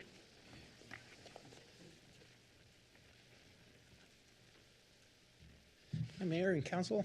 For the record, Rodney Ashby, Planning and Zoning Director. You've seen these before. They're pretty straightforward. I'll highlight where this is located. Just to the east there, you can see Ronald Reagan Elementary School. So Southside Boulevard on the east side, and then to the south is East Locust Lane. Those are the major crossroads there. So the Planning and Zoning Commission held a public hearing on December 12th, and they did recommend approval with all the findings and conditions. Staff recommendation is to approve this. Here are the, here are the bulk requirements for the zone being requested, RS 8.5. And we can come back to those if there's any desire. And then just engineering wanted to point out that we are not taking responsibility for the roadway. This is connecting through, if you look back on that aerial, you can see that our, to the south is actually where we connect through the city properties that have already annexed into the city, I should say. So to the south, if we could go back to that picture. Actually, I'll go to this one. This is a little bit easier to see. There's the connection Through to that the south Melon, for whatever the name of that annexation. street is? Yeah. That's where it's coming. Melonite, East Melonite. Okay, that's where your access is coming from. Yeah, that's the connection. Yes, Councilman Rodney, Haverfield. is that an RS6 or an RS 8.5 to the south? The RS6 to the south. So why the choice of an RS 8.5? Because of the lot size. Yeah. He currently owns this lot. His It's home an is on the existing lot. home. It's an existing Yeah, home. It matches his lot size. Well, that's fine. I just, it's an annexation with a zoning request. I'm just wondering why an 8.5? Yeah, RS 8.5 is within the medium density designation on the comp plan. So you could either approve a RS6, an RS4, an RS7, or an RS 8.5. The follow-up question then is the comp plan indicate as far as for the enclave parcel around or property around it to be something at an 8.5 would be more compatible with? Likely, yeah, I mean, when they see the need to annex into the city, that will have to be determined at that point.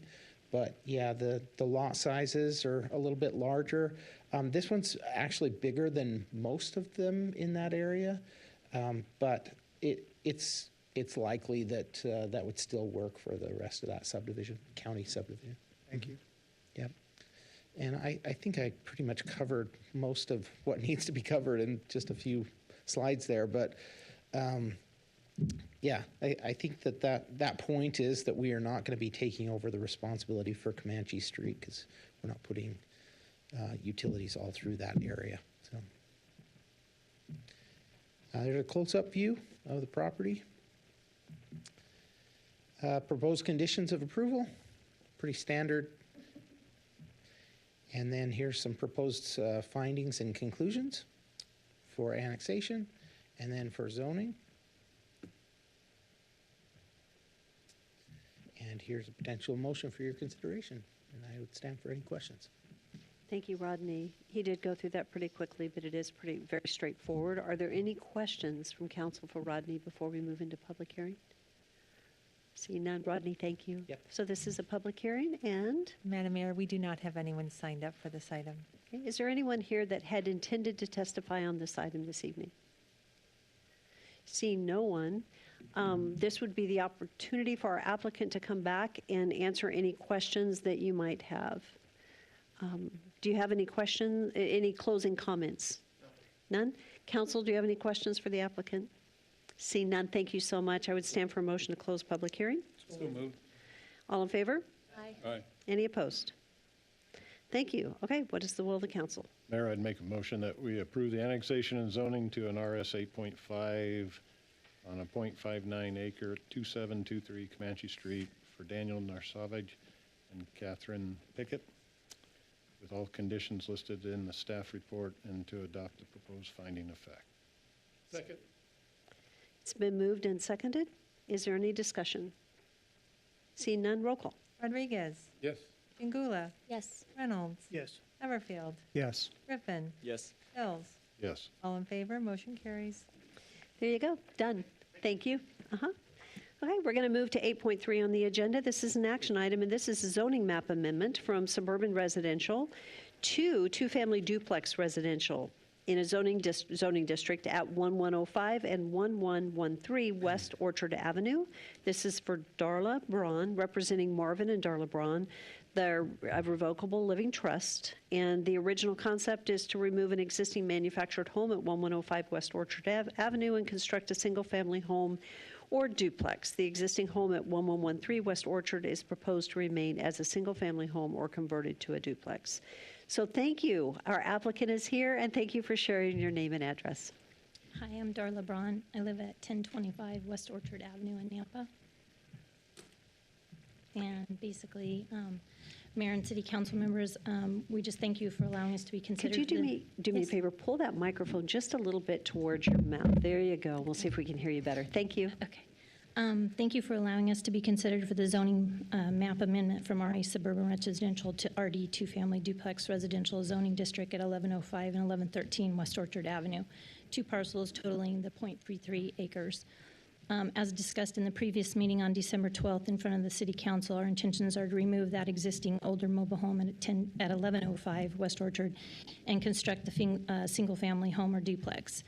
Noting that the existing home at 1113 West Orchard Avenue would remain as a single-family home with no anticipated structural changes at this time.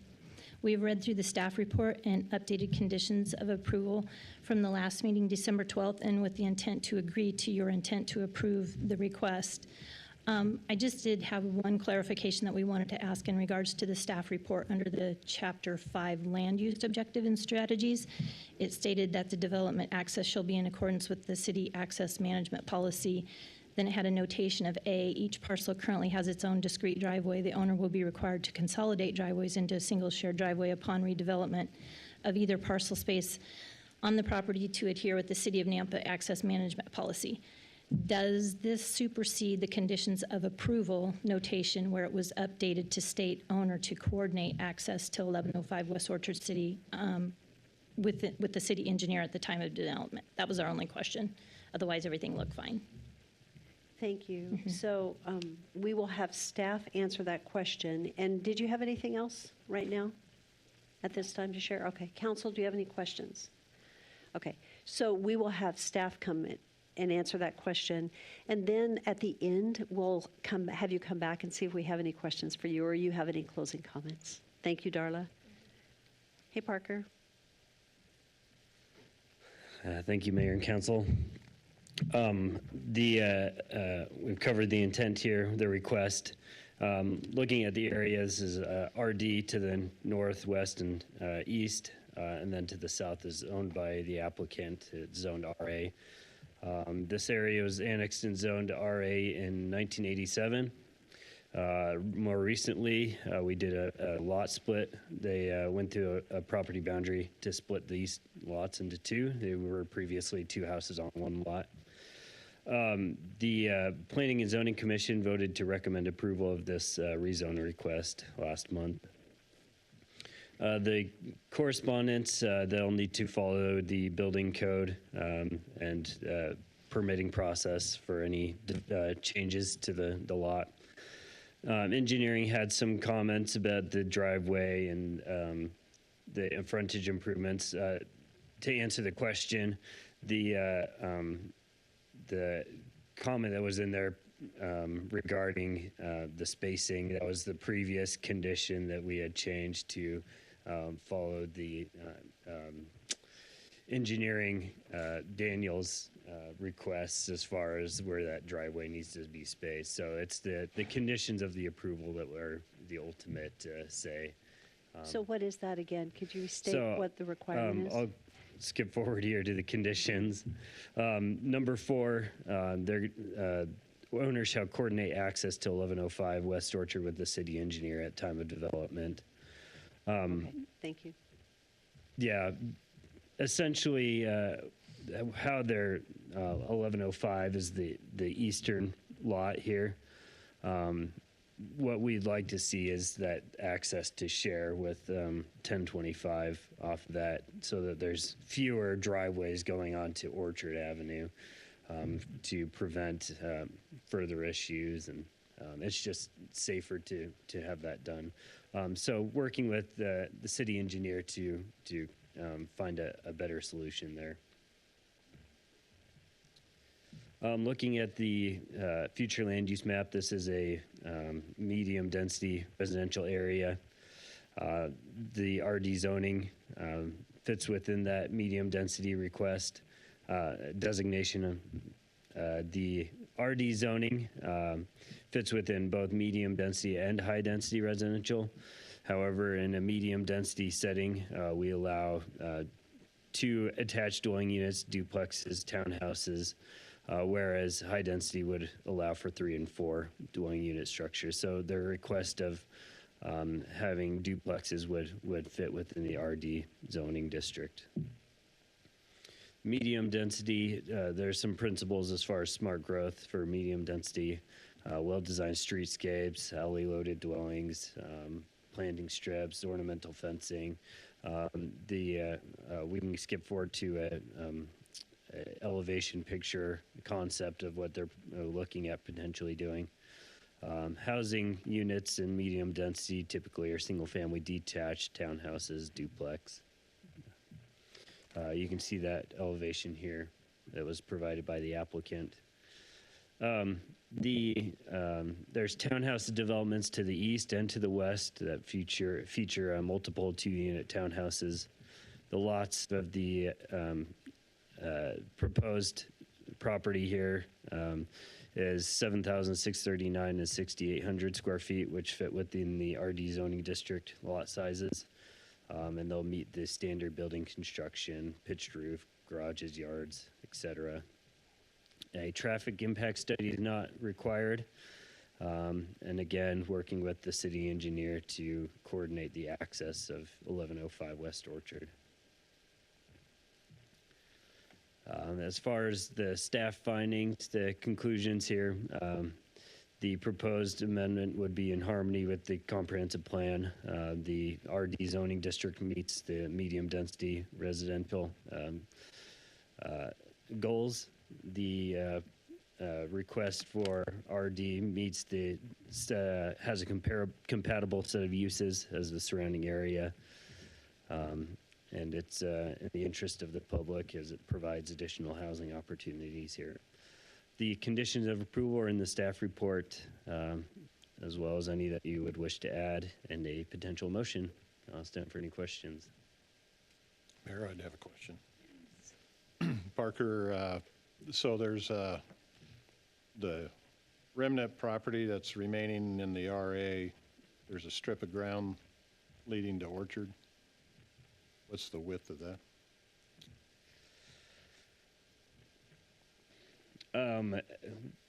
Perhaps Daniel can look it up real quick. He can measure it out.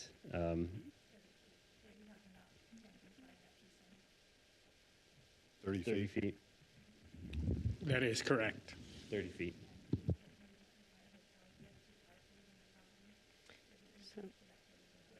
So you know what, we need to have you speaking into a mic or have Parker answering the question. So go ahead. I'll let you repeat what she shared. Yes, there's an easement on that drive for Idaho Power, 30-foot width. Okay, thank you. So does that parcel have an access to a public road elsewhere? Correct. That access goes all the way to the public right away. But that's the only access, that 30 feet. Correct.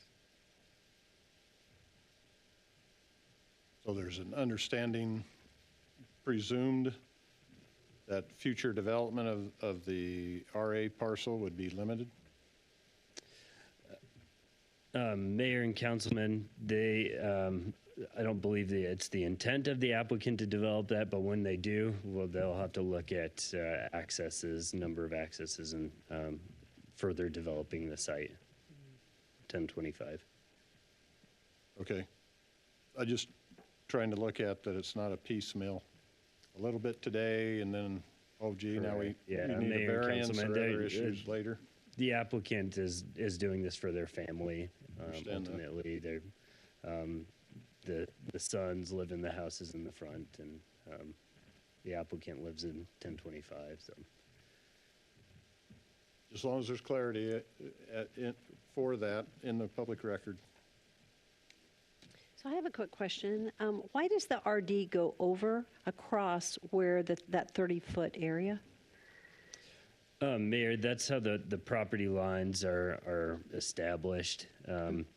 It's kind of a funny property line, certainly, and that's all It's I just the way can the say property about it, really. So I have a question. When I looked at this, I'm a little bit confused by it because the surrounding property is RA. I don't see any, am I missing something that there is no other RD there? Well, I see there's an RD, a PUD down below. So, Mayor, the orange pieces are all RD. They're all RD, okay, Yeah, that we're RA is wanting to go the to. light green one to the south, as well as some further down Orchard Avenue. RA Thank you. is acre properties, essentially. Perfect. Then I have one other question. It looks like moving it to an RD allows for the two-family duplex residential, but the image that is in the packet appears to be a single-family home. And so I was just curious about that. Mayor, this is a concept. I don't think they truly know what they're going to do. The option is there if the zoning is approved for RD to go single family or duplex. Okay. Mayor Quinn? Yes. So Parker, it's 0.33 acres in size. Is that to the center line of Orchard? The 0.33 would be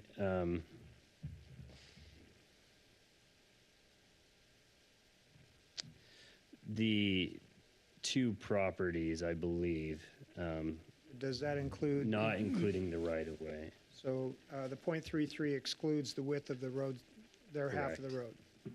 I think Daniel, did you want to say something, Daniel? That is correct. The .33 excludes the dedicated right-of-way that has already been dedicated. The net area that they're talking about is Just the two 0.33 acres. So when you look at an RD zone, and it appears that they're just wanting to build one house or one duplex. Is that correct? Whereas the RD zone would allow for more. Mayor and Councilman, they would be allowed to do a duplex on each lot. Right. Or a single family on one, duplex on another. Because it falls between the 5,000 and 10,000 square Correct. feet for each of those two lots. Correct. So Mayor, I don't know if that was your question, but they could actually build two duplexes, not just one. Not just one. On the one or on, They'd They split, could build it on both, one duplex on each lot. on each lot they'd have is to what it clear would off be the allowed. property to do that, but Okay. So so a quick question. So would the design review, would this have to go before design review to make sure that it's compatible with Yes. other So areas? Mayor, we do not require design review for single-family or duplex structures, no. Okay. Is it surrounded by, so this is RDs, are those actual single-family homes that it's abutting, or are those duplexes or townhouses? Those are two-unit attached, single-family, so they're two-unit townhouses. So the ones all surrounding it are townhouses? Correct. Okay. Okay, thank you. Okay, so I'm going to pause right here. So there's been quite a bit of discussion down here, which isn't typically allowable, I want to say. And so I'm going to ask you, because during a public hearing, we don't typically have discussion taking place. So could you please communicate what your discussion is? And we're going to try not to continue that because it is awkward. Thank you. sorry for that. Basically, looking at Chapter 10 of our ordinance, it speaks to the density allowed in an RD zone, minimum lot size being 5,000 square feet, largest for an RD would be 10. So there'd be the parking requirements, but in reality, when I asked the question, what they were asking for is the approval to build a house or a duplex. In reality, due to the property size, if it excludes the street, then .33 would allow them to build two duplexes. Okay. Thank you.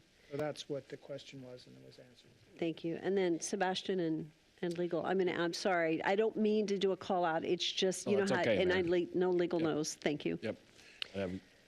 Sometimes my nature is to answer the question, and you're right, we should do it on the record. Can you go back to the, Parker, go back to that slide that was that one? So the question was about that strip of the RA that goes north adjacent to the property, and is there an access issue to the roadway there to the north, whether that's needed or blocked off? And didn't really get an answer to the question. It looks like the road may be underneath that property. I couldn't really tell, but that was the nature of it. We didn't really come to a resolution. That was the question. Mayor and Todd, to answer that, the line is in the center of the Orchard Avenue. So you can see the property lines for the houses is here. We're rezoning the right-of-way essentially to match the surrounding properties. That's why it goes to the center of the road.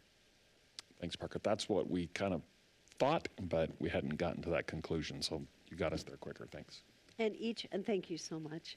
Each of the parcels can have a townhouse on each parcel. Mayor. By address? Is that what They we're can have a townhouse. It would have to be subdivided. A townhouse is each unit is individually owned. So it'd have to be a duplex. They could do a duplex. They can do a townhouse. It's just another process of subdividing it. Okay.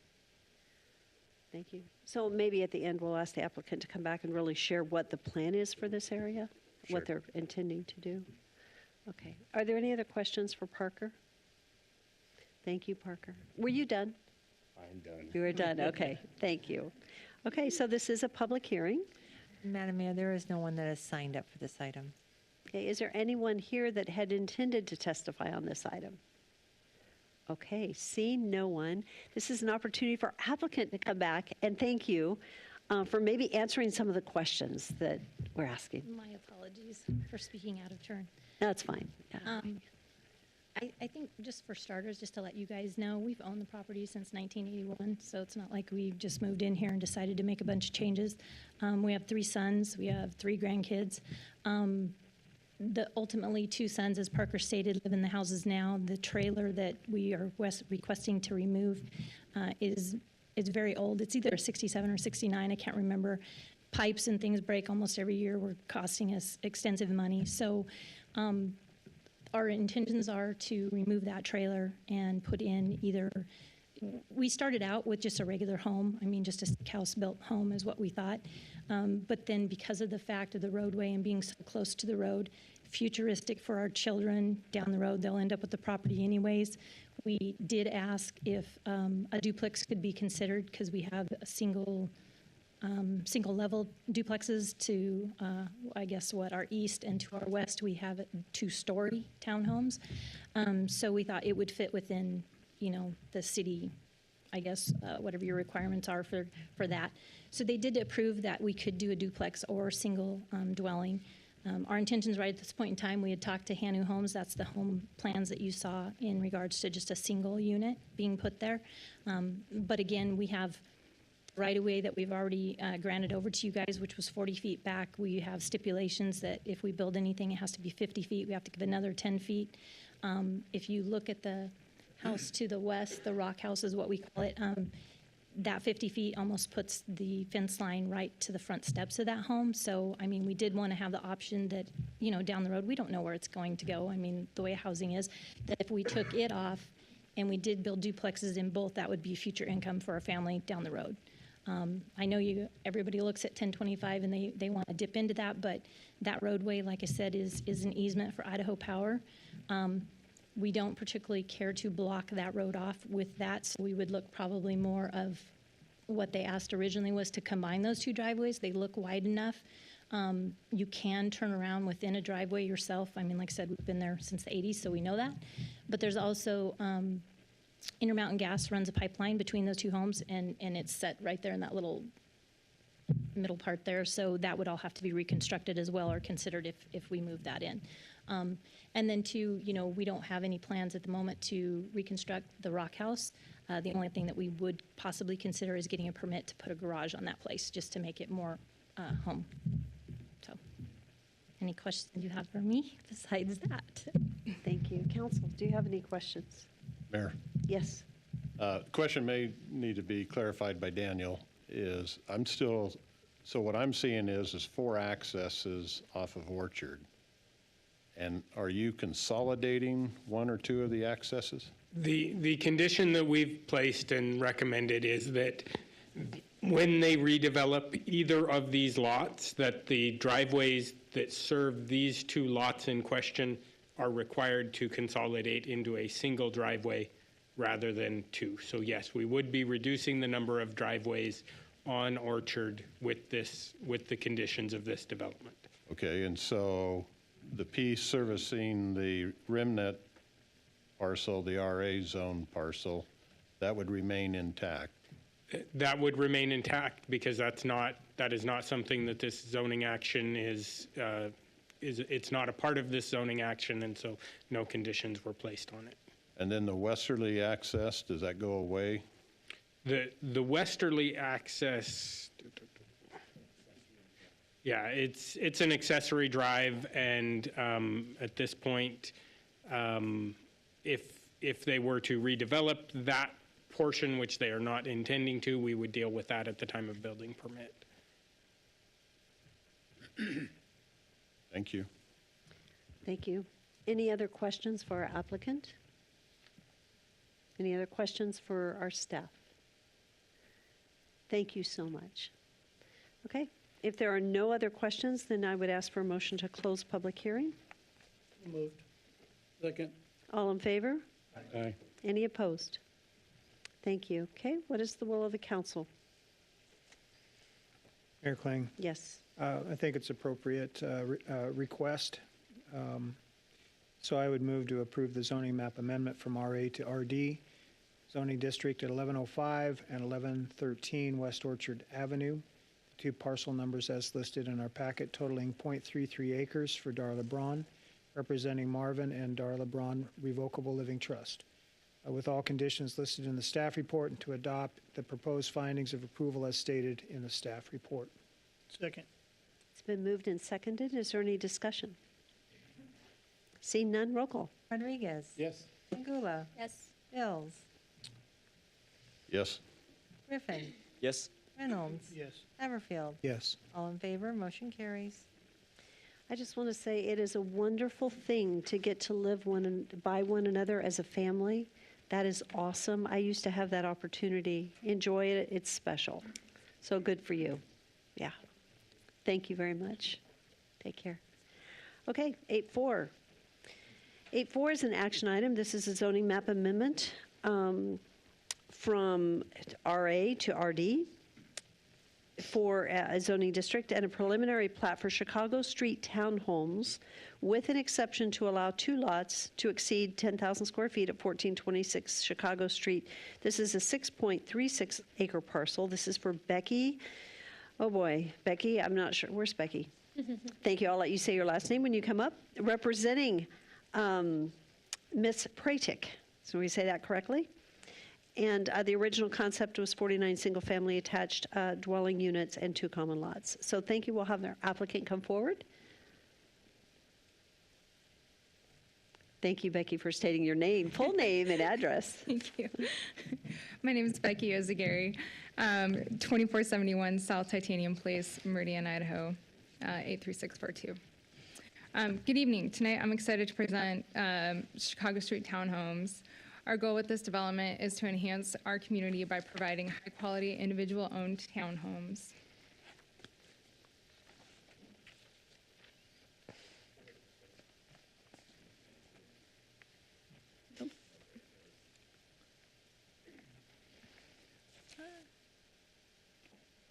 There we go. The site is located north of Iowa and east of Chicago Street. The property is located in the city of Nampa and is categorized as infill development. Infill development focuses on utilizing vacant or underutilized land with established urban areas. This strategy aims to enhance urban density and position new developments close to existing resources and infrastructure, thereby reducing sprawl. This is a top priority for the city of Nampa, as stated many times in the comprehensive plan and various public workshops.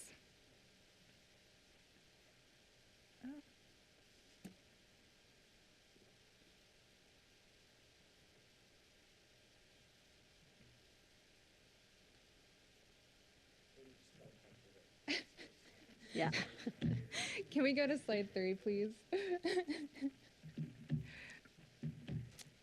Thank you.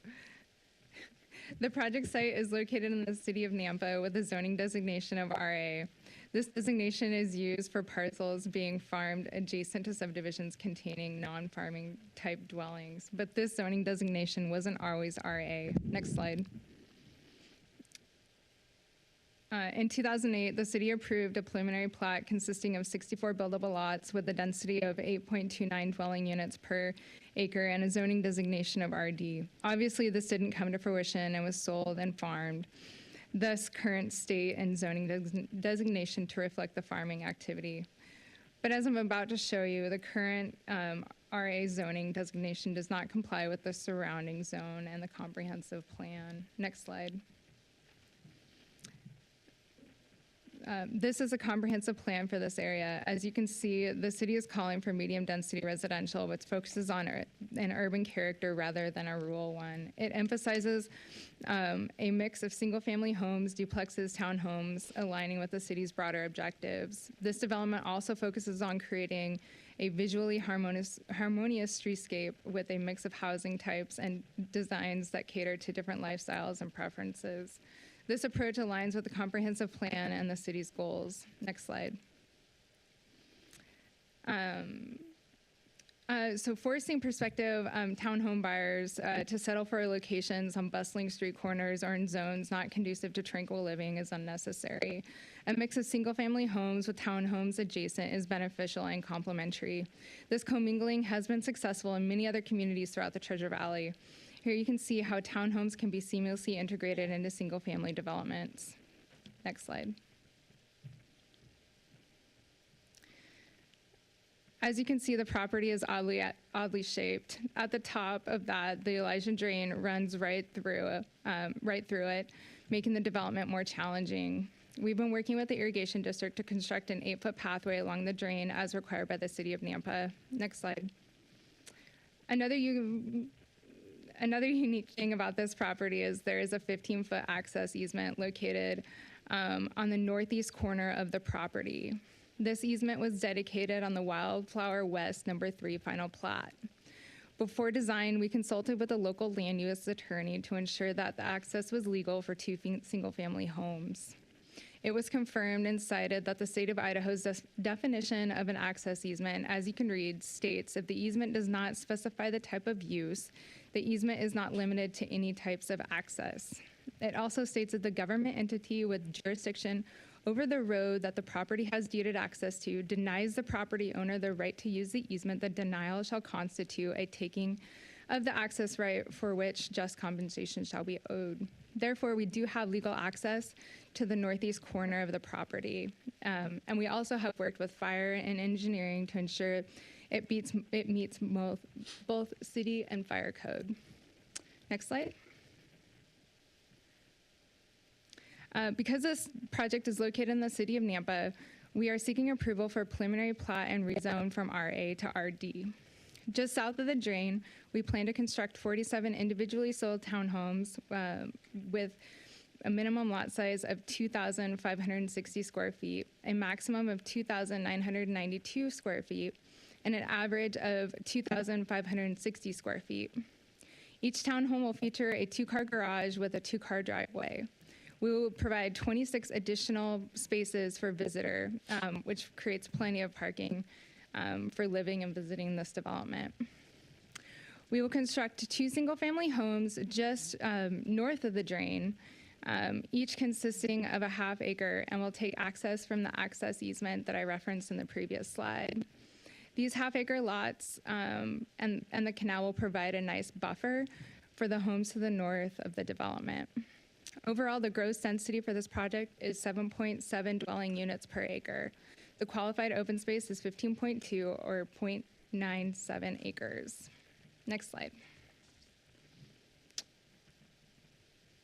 In addition to this development, we will be constructing the remaining portion of Iowa and will have curb gutter sidewalk on the north section of the newly built road. This connection is a massive improvement for the city of Nampa, as a developer will only facilitate this connection. The city does not have plans to make this connection. They are relying on the developer to fund and build this connection. This connection will also facilitate faster response times for emergency services and improve all-around connectivity for the area. When we spoke to the fire chief about this connection, he was really excited and supportive because it would improve response times greatly. This will also benefit the new proposed preschool or Greenhurst Elementary, however it's going to transition. And I heard it's going to be an online learning center. So as kids and parents can walk to and from the schools, that way they don't have to trespass on private property, which they're currently doing. And it has been an issue for the homeowner there. Next slide. Madam Mayor, time. Thank you. Thank you. The proposed landscaping for this development aims to enhance the visual appeal and cohesiveness of the neighborhood, complementing the existing foliage and trees in the surrounding properties. Our plan includes trees, shrubs, and grass throughout the development with monument signs at the entrance of Chicago and Iowa Avenue. This development includes 15.2% of open space with playground in the northeast corner of the development. There is also a 10-foot pathway and a 20-foot pathway easement that will run the length of the Elijah Drain with a 5-foot pathway that will run around the south perimeter, creating a nice quarter-mile walking loop. We will also fence the drain, which requires coordination from the irrigation district. This walking path will create more open feel for residents and the surrounding communities that they can use for years to come. Next slide.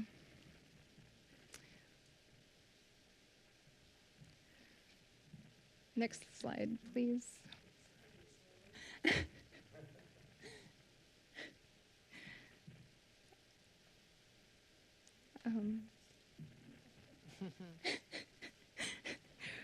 Thank you. This development will enhance the quality and character of the surrounding area by adding a modern design that incorporates articulation and visual interest in the exterior via porches, pop-outs, and various material types. Each home will be individually platted, sold separately, and governed by an HOA and CCNRs. The first floor will have a 2-car garage, living room, kitchen, half bath, and laundry room. The second floor will have 3 bedrooms and 2 bathrooms. For these for sale townhomes will be sold at market value, creating more homes for teachers, nurses, and many others who deserve to own homes. Next slide. In closing, innovative townhouse options like townhomes are a very desirable housing type. Not only are townhomes often more affordable, but they also make home ownership accessible to a broader audience. They can also elevate property values in single-family residential neighborhoods through fresh construction. Additionally, introducing a diverse housing scheme in an area dominated by singular housing type enriches the fabric of the community. Furthermore, focusing on infill development is paramount as it signifies more structurally and orderly city expansion, prioritizing central development over continuous growth of city limits. In conclusion, our project aims to diversify the housing options in the city of Nampa, offering more choices for potential buyers. We look forward to integrating this development into the city of Nampa. Thank you. Becky, thank you very much. And Council, Clearly. do you have any questions? Yes. Yes. So can you speak to lots 50 and 51, what the anticipated use of those 2 lots are and access? Yeah. So we can go.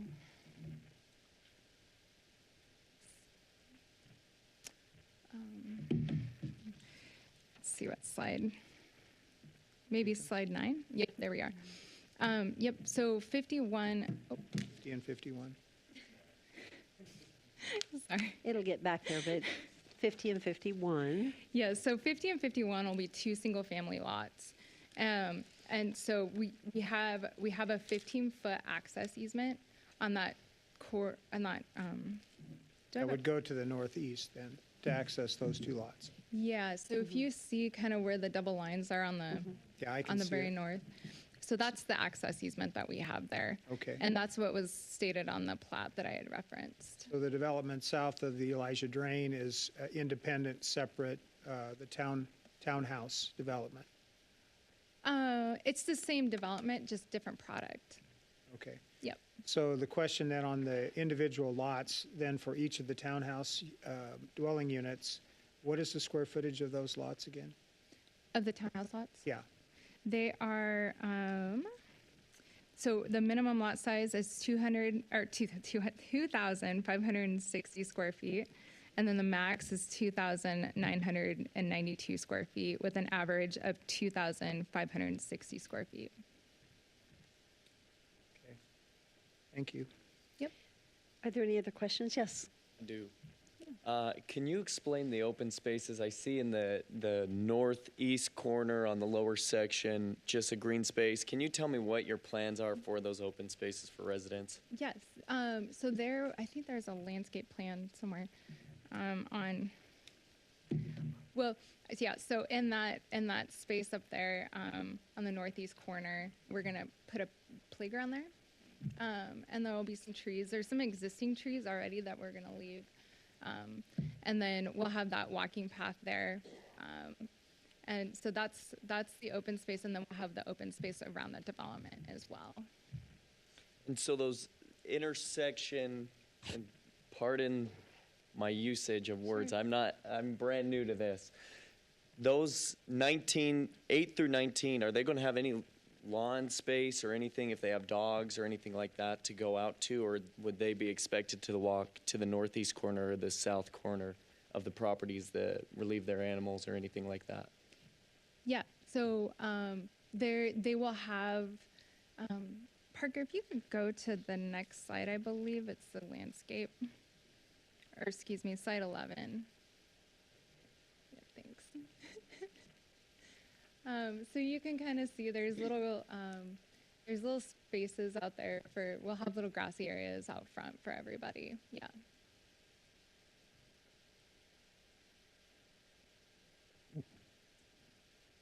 Okay. Are there any other questions? Mayor, Yes. so to clarify, there's front yard, but there's no backyard. There will be a little space in the back there. I believe, let me look and see what that measurement there is in the back.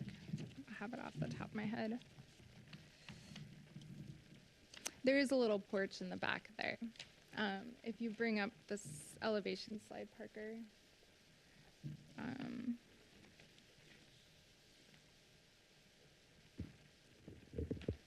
Madam Mayor, I think a key point here is these are building envelopes, so they can be constructed within this. Our setbacks will still be required. So there's going to be a 15-foot setback, is that right? So a 15-foot setback in the rear and a 5-foot setback on the sides of each of the buildings. So just. And what about the front? The front is a 20-foot setback unless it's the living area, and that's a 15-foot setback. So you're going to have a space out front that's landscaped. I think what she's showing here, though, is just the frontage that they're planning on landscaping as part of the development. For each time that a project goes in, a townhouse gets constructed, there will also be some yard created because of the setbacks. Thank you for weighing in on that. Are there any other questions for our applicant? Mayor? Yes. So I need clarification. What is the road width of Iowa connection? What will be the right-of-way or the physical improvements? Yeah, I'll defer that to engineering. So, Mayor, Councilman Bills, I believe the condition that we've stated is that we require a 2-lane roadway through there. There is some challenges with some property and improvements to the south, but the requirement is that it be developed to a 2-lane roadway through there. They will be required to do the curb gutter sidewalk on their north side. The south side would come at future development of that southern parcel at that time, but it will be a 2-lane road through there. Have you had any meetings, community meetings, with the people that are on the perimeter of this property? Yes, we've held the neighborhood meeting. Okay. And then we've also worked with the neighbor to the south where we're putting in the connection there. We've had numerous meetings with them about that connection. And we Could you go to that slide, Parker, and show the actual, because you can see there's a building in that area. Yes. Thank you. Yes, so we are only going to construct the curb gutter and sidewalk on the north portion because we don't want to take space from their property on the south. And because of that, you can, that building right there, you can kind of see that building there. I believe if we were to construct curb gutter sidewalk on that side, it would probably encroach onto that building.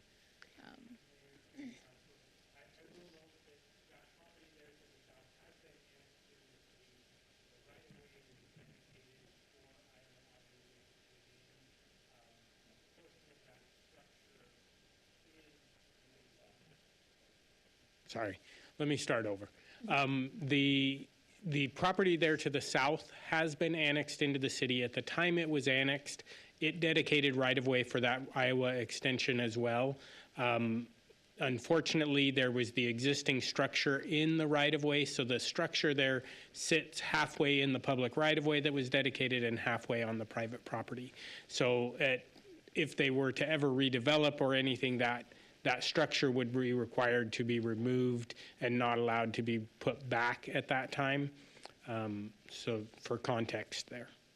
So it's the same property owner, and the current property owner is aware of that? Let me look at who the property owner is for that. Okay, so it looks like that property owner's Okay. here, so we'll hear from Yep. that property owner a little bit later. Okay. It does look like it is a different property owner from when that was annexed into the city. It looks like that property was purchased in 21, and it was annexed. I believe it's been 10 years or so ago. Okay. Thank you. Any other questions? Mayor, Yes. I do. Sorry. No, you're Becky, good.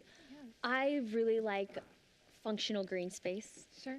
And I know it gets tricky when you're doing infill, and I appreciate the park that you're putting in there. And I'm less concerned about this one as I am some other ones because you are so close to a school, so there are amenities there that can be accessed.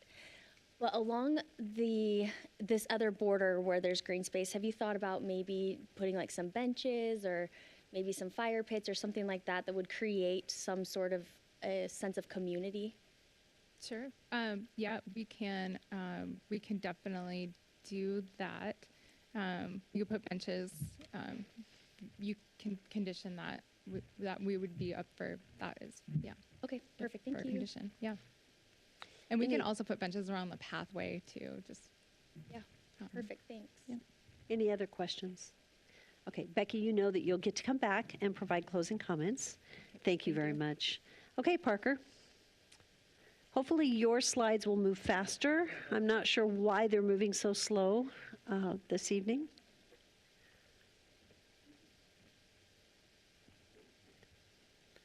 Thank you, Mayor and Council. I think Becky covered a lot of it, so I'll just cover the details that are missing here a little bit. And I will say this is a pretty big request, so this is going to be important that you do cover the details. Yes. So, yes. thank you.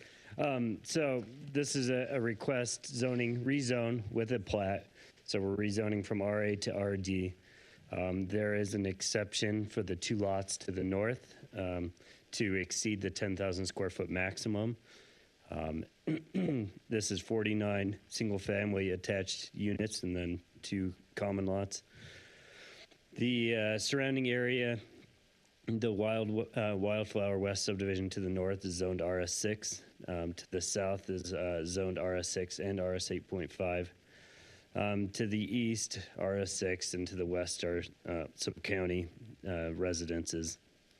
To the history here, in 2007, this was annexed and zoned to RD with a development agreement for 4 plexes. That concept plan was shown. In 2008, that development agreement was modified for townhouses. And then in 2011, the property was subsequently rezoned from RD to RA, and that development agreement was eliminated. So currently, there is no development agreement for this property. In December, the Planning and Zoning Commission voted to recommend approval. That was a 4-3 vote. Discussion that took place there, a large part of it was about compatibility between the proposed townhouses and the existing single-family detached residences, which I would presume would be the discussion here. The location of the requested RD zoning district, it's not adjacent to collector or arterial roadways. That was a concern to them. The size of the irrigation easement and how it impacts the net density of the development. So when we're talking about net density, we excluding easements, we're excluding right-of-way, unusable space, and we're calculating density based off that. Currently, we've changed our code to calculate it based off gross, and so we're looking at this development based off the gross, as that's what our current policy is, our current code states.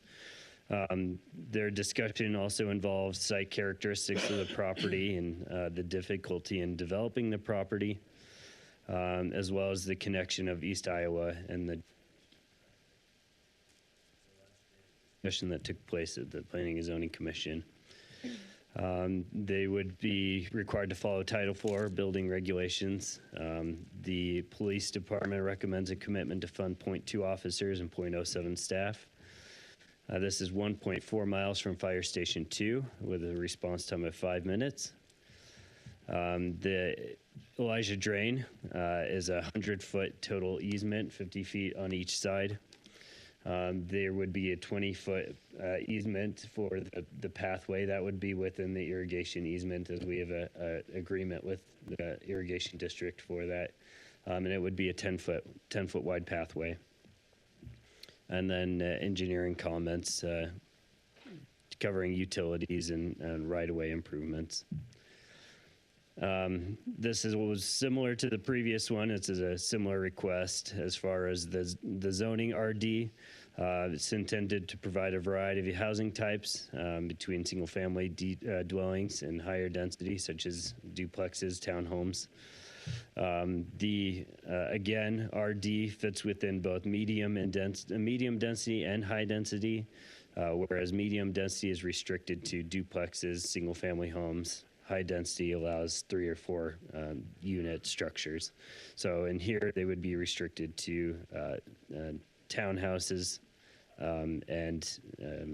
which is being proposed here, and that fits within the medium density. The medium density growth principles, well-designed streetscapes, again, common space, narrow streets, planting strips, ornamental fencing, setbacks, semi-private spaces, and then diverse architectural elements. We looked at the elevations already, so you can get a feel for that. This type of development should be within walking distance of schools, usable park or qualified open space. And then housing options include single-family homes, townhouses, duplexes. The comprehensive plan also text highlights the need to provide housing opportunities, which this would accomplish. The property would be considered infill as it's in a area that's already established with city utilities, and would be making infrastructure improvements as well, and it helps decrease sprawl to the outer edges of the city limits where those services don't yet exist. Looking at properties within a half mile, there's similar zoned properties that are developed in a similar way. A large portion of those are out on south side. There's fourplexes, and they're mostly fourplexes on south side. There's also the elementary school, which is being repurposed as a preschool. At least that's what the school district had decided. And then there's single-family residential subdivisions within a mile, as well as some commercial uses on Greenhurst and Southside. The homes built in the development will match the area. Again, we looked at the elevations, pitched roof, garages, yards with trees, and landscaping. And they would be required to meet the setback requirements for the RD zone. Looking at the plat, we require a minimum of 2,500 square foot parcel area for each townhouse unit. So the smallest lot for a 4-unit townhouse would be, so a accumulation of the 4 units would be, we would require 10,000. The smallest here is 9832. And I'll go to a diagram to show that. The rest of the lots meet the size requirement. So we would require a condition that they just adjust the lot lines a little bit so that each structure meets that requirement.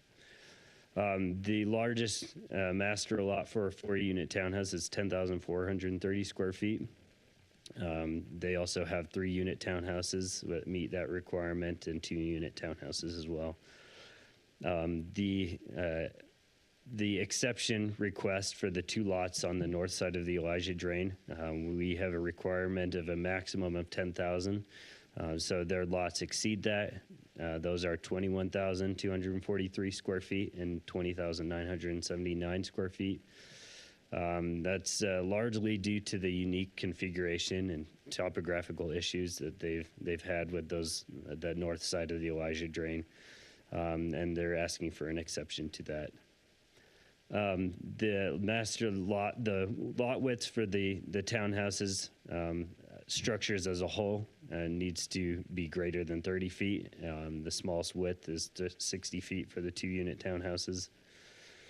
The number of common lots is 2, 49 buildable lots, which creates a gross density of 7.7 dwelling units an acre, which falls within the 2.5 to 1 to 8 dwelling units an acre for medium-density residential. Here's a diagram, once it pulls up here, showing the lot sizes. I'm not sure why it's so slow pulling up here, but you can see the highlighted four-unit townhouse structure in the northwest there. It's 9832. We would just require those lot lines to be adjusted so that one's at least 10,000 square feet. The green is the 2-unit townhouse, and the blue are 3-unit townhouses structures. The landscape plan that was submitted has been reviewed, and some revisions were requested to that.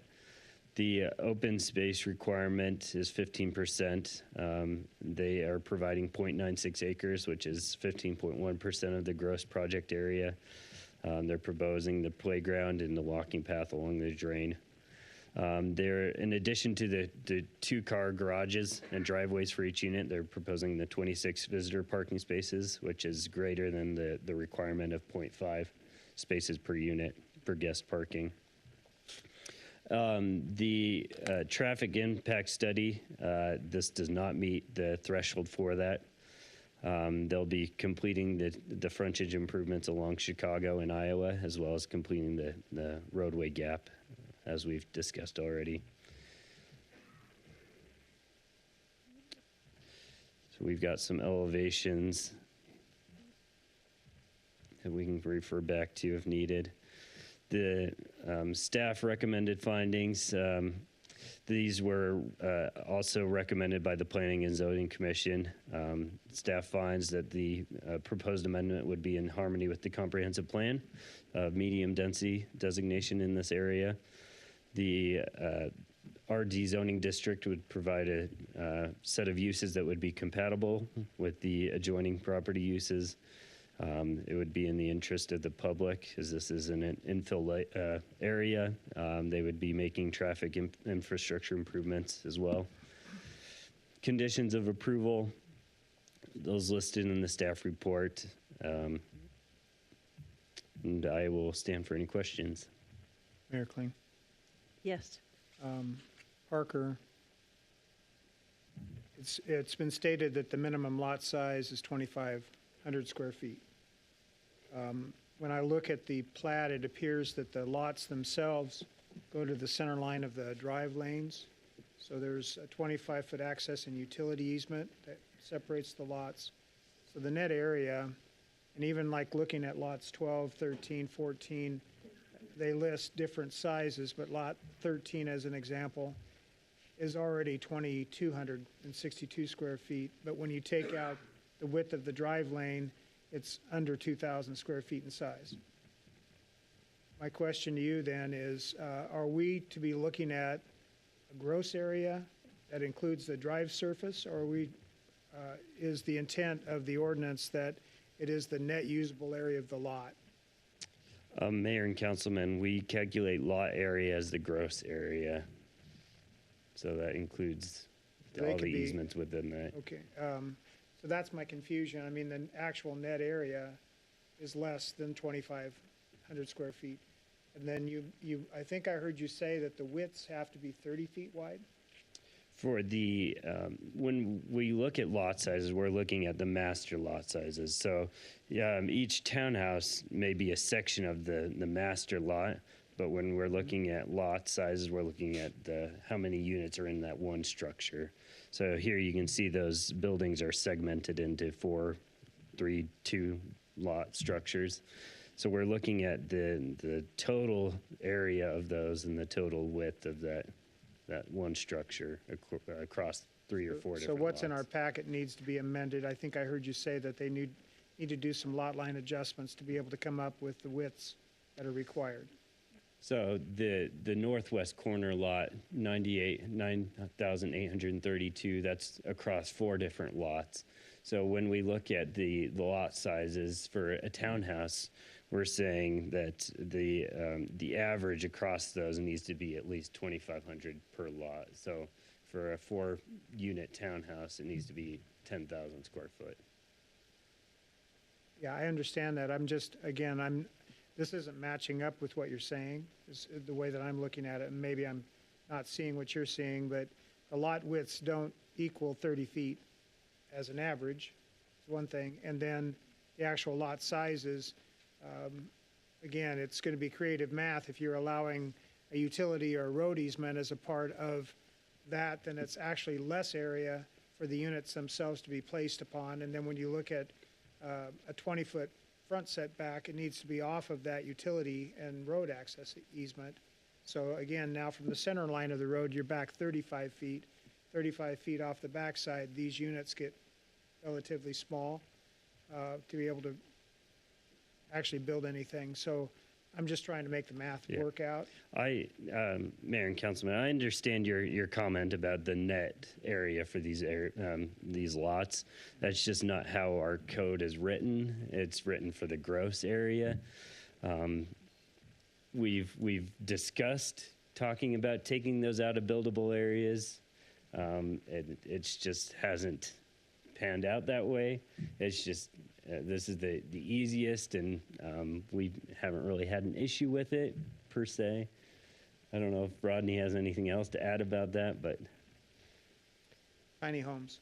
So back to my final question I was going to ask then is, since these are townhomes, or not townhomes, townhouses, individual ownerships, is there still a 15% requirement for landscape or usable area?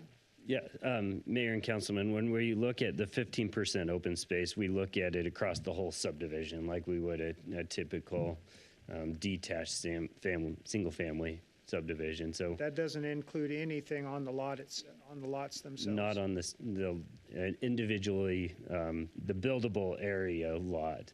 We're looking at the common lots, whether those are qualified or not, and the amenities they provide outside of those lots. So is your pathway along the Elijah Drain, is that included in the 15.1%? It is. Correct. The pathway is. The pathway on the south side, well, it's kind of south. On the side of Elijah Drain, the property on the other side by the two single-family, is that included in the 15%? Mayor, that does not provide any qualified open space. Those are Okay, just so it's- single-family detached lots on there. Okay, so the only thing taken into consideration in the 15.1% open space is the space, or the green spaces that we see, and then it sounds like the path along the Elijah Drain is taken into consideration that equals the 15%. Correct. Okay. Yes. Thank you. Mayor, I have a question, and I don't know if right now is the appropriate time, but it mentions staff in the comment we received, so I don't know if I can direct it now or wait. We received a comment earlier today that had mentioned that another individual within the relative area, the development, was told that some similar project to this, and I will quote him, so I'm not speaking out of turn. I will add that I had a recent visit to the city regarding annexation of a small parcel of my land along Chicago Street with the thought of building 5 or 6 quality townhomes, and I was told that the city does not like this type of infill in the current zoning. My question is are we being non-transparent when it comes to these applications? I'm just giving staff an opportunity to kind of explain why we would give one precedent to one applicant and a different to another. Sure. Mayor and Councilman, I can't speak to the specific conversation that took place, but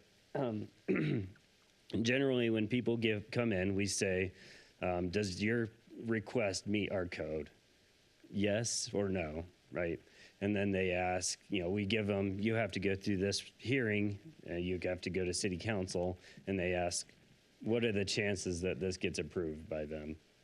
And we get put in the position of telling them, oh, I think they will approve this. I don't think they will approve this. So it's a very hard position for us to be in to try and apply what you have decided in the past on future projects. And people, they like to put us in that position saying, oh, staff said that this would be approved. and it's just difficult for us. So if he asked us a question about whether his project would be approved, then we may have said that City Council has not been approving these lately, and it may have a hard time. Not to dissuade them, they still have the opportunity to come forward, but that's generally what the conversation that takes place. And with that being said, then looking at potentially the neighboring lot, what were the reasons why staff had recommended that this would not have been an approved plan compared to this project that's before us today?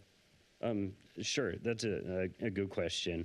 Again, I'm not sure when this conversation took place, but generally after we have hearings such as this, depending on what decision is made here, we tell applicants or people that are interested to listen to this meeting and, infer on similar projects, what the decision may be. And that's, the best that we can do about telling them what to expect with their projects. Thank you. I will, Mayor. Yes. Rodney Ashby here. I will also just note that we keep track of formal requests for information, and so like a pre-application process. If they go through a pre-application process, then we document all that we communicate to them, and we will put that into our system and on our maps. So I'm looking at the property that I think it is, and there's no documentation of a pre-application. So if it's just a conversation across the counter, that's really hard for us to know exactly what took place, what was proposed, and what was said. But if there's a formal request for a project, then we have documentation of that. Thank you. Are there any other questions for staff at this time? Mayor, I do. Yes. Okay. So Parker, do you have the zoning comp plan map at your disposal? Councilman, are you looking for the future land use map or the I'm zoning map? looking for the existing zoning Okay. surrounding this property. This one right here. This one, yeah, the one he just pulled up, RS6. So everything is RS6 around this property, and yet we're going for a high-density request. Mayor and Councilman, as you can say, from the Planning and Zoning Commission, this was a large portion of their conversation about compatibility, whether that request is compatible with the adjacent land uses or not. And subsequently, they voted 4-3 to recommend approval of it. So off the top, can you think of another area of the city where similar situation, RS6, 7, 8, and then an RD high density was approved in the center? Mayor and Councilman, I'm not sure if I can pull up a specific situation. Generally, with medium density designation, there's some flexibility between zoning, right? And we try to weigh, what's compatible with what. And it's really site specific, what's in the surrounding area and what would be compatible with it. There's places in the city where it goes from, RS 12 to RS 6 to RS 8.5. It can be all over the place, but it really we try and look at compatibility both in land use and the built form of it.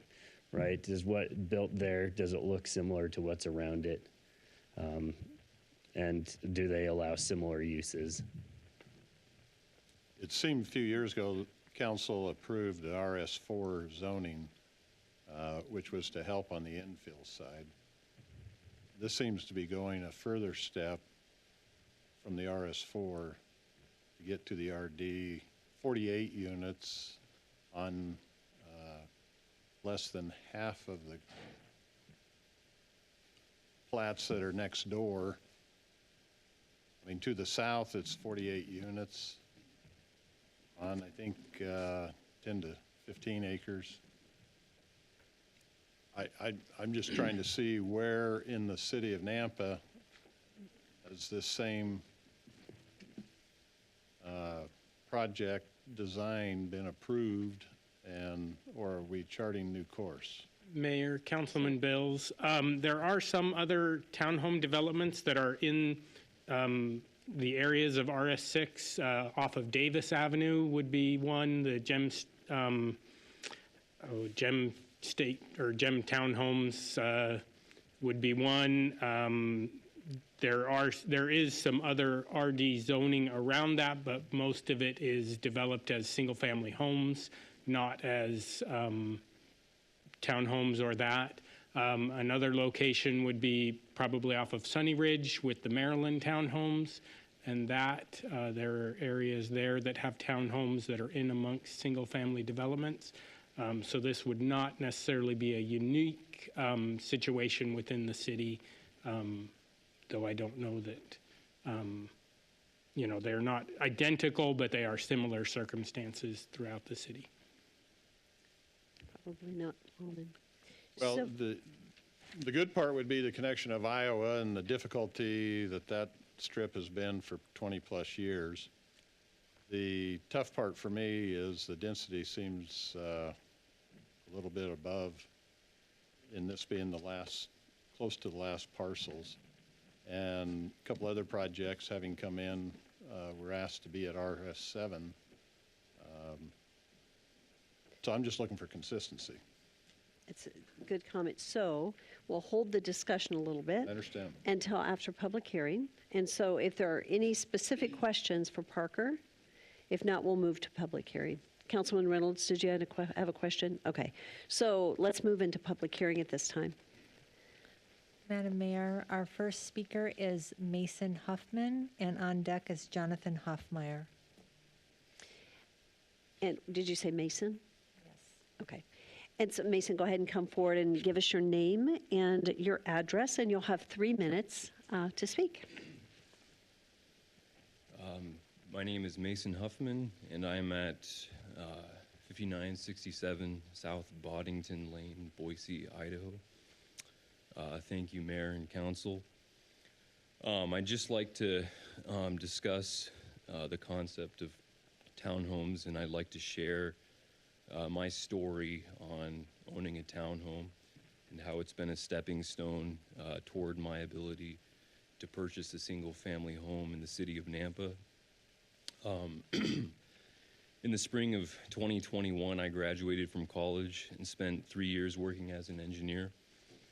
And at this time, like many people my age, I rented an apartment and shared it with my brother. But after working hard in school and in my career, I wanted to unlock the financial mobility of home ownership. Because of the housing price soar in 2021 in the Treasure Valley, purchasing a townhome in Ada County was my only option for ownership at that time, as it was an accessible route into ownership by offering an alternative to the prohibitive down payments that are required for traditional homes. Since moving in 2021, the ownership of this property has allowed me to build equity and savings, and it's provided more space and flexibility than a condo. And through that, I have now been able to purchase a single-family home in Nampa that I'll be moving into this spring when it's completed. My townhome community is very quiet and peaceful, as it's surrounded by single-family home communities. Most of the residents in this community work Monday through Friday, 8 to 5, with quiet hours ensured by the Homeowners Association. This has been an improvement from the transient nature of past multifamily developments, such as apartments that I've had to live in.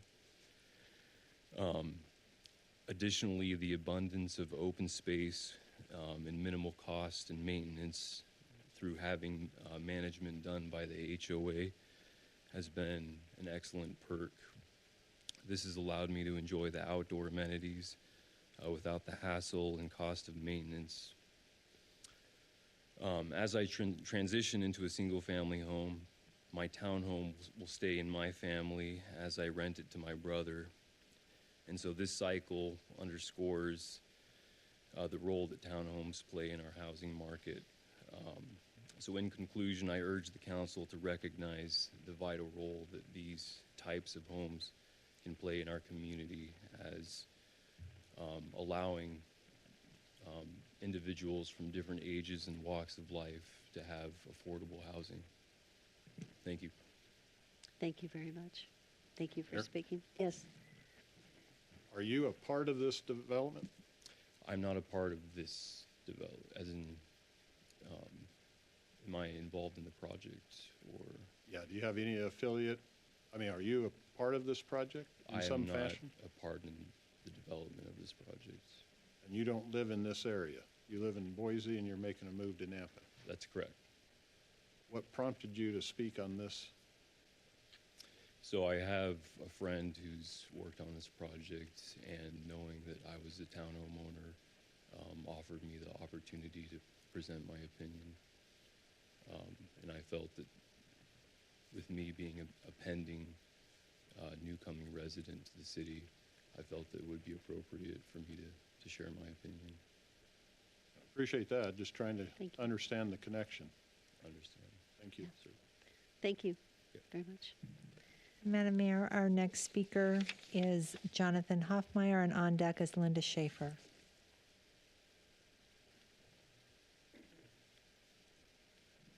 Madam Mayor, City Council, good evening. One look at the zoning map will tell you this is not the. I'm going to have you give your name again and your address. Oh, I'm sorry. Yes. Jonathan Hoffmeyer. Thank you. 1614 South 26th Street, Nampa. Thank you. Okay, now you can go. Okay. One look at the zoning map will tell you this is not the area for 49 new townhomes. 49 new townhomes means approximately 98 more vehicles on our semi-rural roads in the area. I'm sure most of us enjoy the semi-rural feel of our small subdivision that offers us.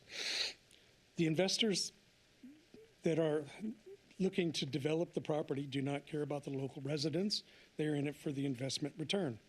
They will not live in the development and are not concerned with keeping the added traffic, noise, or pollution at the lower levels we have now. In all fairness to our neighbors and the investors of the property, I believe they should go back to the drawing board and redesign the project. I would suggest they build single-family dwellings that are more appropriate for this area. I think that would be more than fair for a compromise. Thank you. Thank you. Thank you for testifying. Thank you. Madam Mayor, our next speaker is Linda Schaefer, and on deck is Suzanne Nienhaus.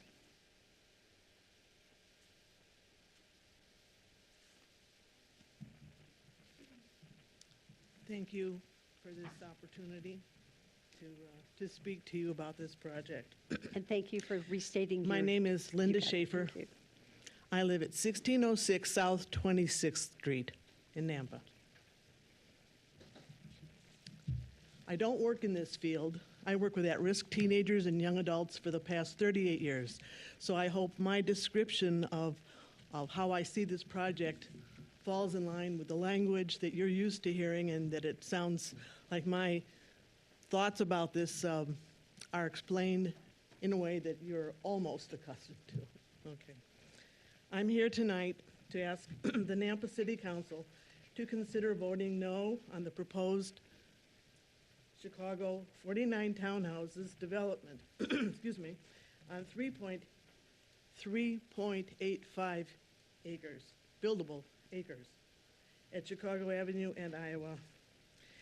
I'm hoping the City Council will move this proposal back to the drawing board because it is incompatible with the region. It does not fit for lots of reasons. This past December 12th, I and some of my neighbors attended the Nampa P&Z meeting after our little neighborhood outdoor meeting. that we had. The neighborhood was wondering what is going to happen to this lovely parcel that we're so used to seeing cows and horses in. We met at 6 o'clock at night in the rain under a streetlight at, was it Iowa and 26th. 20 people showed up, and we got rained on for 40 minutes, and nobody left because everybody had questions. They wanted to see what, did we have any answers, or what could we bring to the city. People showed up in the rain, and they stayed in the rain. I'm bringing to the city council tonight the same thoughts that I brought to the P&Z meeting. The P&Z vote, a 4-3 vote, that this proposed development come to tonight's city council meeting. My hope is that the city council tonight will consider the interest of the people in the area, the community of single-family homes residents, and the folks who are here tonight from the area, and not approve the construction of 49 townhomes in this particular neighborhood, in this area. I see it as a sore thumb sticking out in the middle of residential area, and I would hope that this project like this could fit somewhere else, but not in this spot because of the neighborhood, the safe neighborhood that it is. Right now, children can still run out and catch a basketball that goes out into the street. They can ride, jog, walk in the neighborhood. Some of the kids are lucky enough to have grandparents who live 8 houses away, and they walk to their grandparents. They're not crossing Amity or Greenhurst or anything that's busy like that. So it's a very sweet, unique neighborhood, and I'm really concerned at how this development is going to change that considerably. I wrote out Madam what I Mayor, wanted time. Looks like I'm out of time.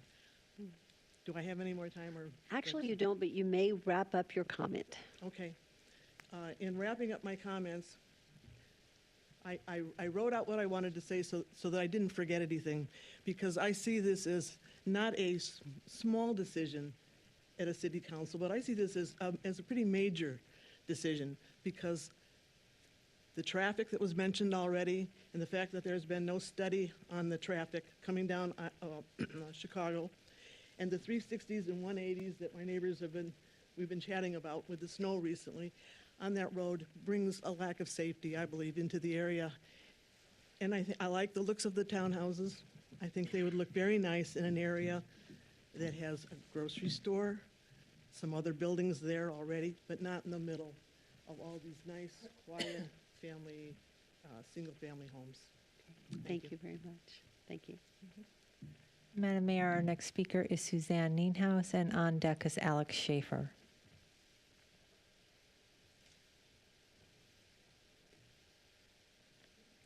Hi, my name is Suzanne Nienhuis. I live at 1425 Chicago Street, so it's the 5-acre parcel directly across Chicago. I am not against development. I want to say that. We're not anti-development, but I am anti-non-conforming development. This parcel just has no place in this area. I think it's a great development, and I'm sure there are a lot of places in Nampa that it would be good for. But this area, there is just nothing around it at all. The density, I kind of like the way he said it's, creative math. I mean, the density for it is actually, you've got 1.5 acres of Elijah Drain. It's a live stream. It's year round. We've got deer, we've got fox. So the density is actually much smaller than the whole 6.9. It's actually going to be on more like a, 4.5 or something. So it is creative math when the density is going to be much higher than we think it is. The roads don't support 100 more cars every day. There's a green belt, the beautiful green belt that goes down. We've got a green belt crossing across Iowa. It's kind of on a blind corner. It's already a little dangerous. So to have 100 more cars going over a green belt crossing across there just seems very dangerous. I just see this as the developer trying to maximize profit, which that's what developers do. And like I said, I'm not anti-development, but they're trying to maximize profit by shoving a lot of tiny homes on a very rural area. It just doesn't work. Nampa is growing. We recognize that. I just think we need to develop smarter. Yes, this is infill. We knew it wouldn't be a horse pasture forever, but we don't need this type of infill. It's, I think, like somebody said, a compromise. Redevelop, put some single-family homes because that fits the entire area. And that's all I have. Thank you. Thank you very much. Thank you. Madam Mayor, our next speaker is Alex Schaefer. Madam Clerk, I didn't get her last name. What was it? Right, Councilman. Mayor. Ninehouse. Alex Schaefer. I live in Boise, 1990 South Eagleson Road. I've actually owned this property since 2007. As discussed earlier, there was a 2021 we put it in a trust for our kids. So I have 3 kids that are 12, 16. I'm not opposed to development either. We've talked to Becky several times early on. We haven't really had any discussions in about the last 6 months. But at that time, we were talking about, hey, great place for development. Can we do something reasonable there instead of 49? Because of limited time, I'm going to hit some bullets really quick. So planning and zoning meeting was pretty heated for a little while. The vote that you're looking at 4-3 is actually the second vote. The first vote was actually to disapprove, and then it got turned down because of lack of support. A lot of it was on semantics or the creative math that was going on with the planning and zoning, talking about the engineering department. What is gross? What is net? Does the Elijah Drain count? Do the roads count? The map that we're looking at right now, there's a little green piece at the bottom. The map doesn't accurately show, the maps that are presented to you do not actually accurately show the extension of Iowa that the other gentleman from engineering talked about as we walked the ground on the piece of property. So they talked about going from the fence line, which is my fence line right now, that easement north of that. The maps that are currently being presented don't show any of that. So I think the actual acreage that we're looking at is also not accurate because of that. And it'll go back to the density per house, per acre, per lot. No traffic study. Again, there's some codes in there. It says it doesn't need a traffic study. We're talking about based on about a 1%, whatever the threshold is. So because of that, it doesn't need a traffic study. We were talking when we were planning zoning, it was before the school's closure. Of course, we're tracking that now. The parking seems a bit skewed. There's no parking for working blue-collar trailers, work trucks, anything like that. They talked about no parking on Iowa. It was a discussion at our earlier meeting. It's not anywhere in this proposal. Iowa's going to be jam-packed with all those vehicles that we were trying to figure out how we're going to pack blue-collar workers into this area, unless they're all telecommuters. Again, not into node development, but this is definitely high density. We're calling it medium density because of the semantics and the math here. I would relook at that at a different time, but 9 fourplexes being the big piece of that, I would think that would be high density in this small area. Also, when we talk about some creative language, we talk about the NAMPA comprehensive plan. If you look at the staff notes, it talks about, it does meet some of these, but when we talk about meeting it, it's literally cites unless a visual through, it seems like a very biased lens. So if you're talking about visually, it meets the requirements of the comprehensive plan. There's nothing in this area. This is in the dead center next to a school, single family. Everything else is on a major arterial. So when engineering was talking earlier about these other developments, they're all on major arterials, and you can see it on South Side and such. Madam Mayor, time. Yep. In closing, I don't think it's bringing in the housing that we're looking for. This is going to be more expensive if you look at my house value itself. These will definitely be higher value than what my house is going for. It's not a cheap entryway like the other gentleman spoke back here on. It's actually going for more than some of the existing land in there.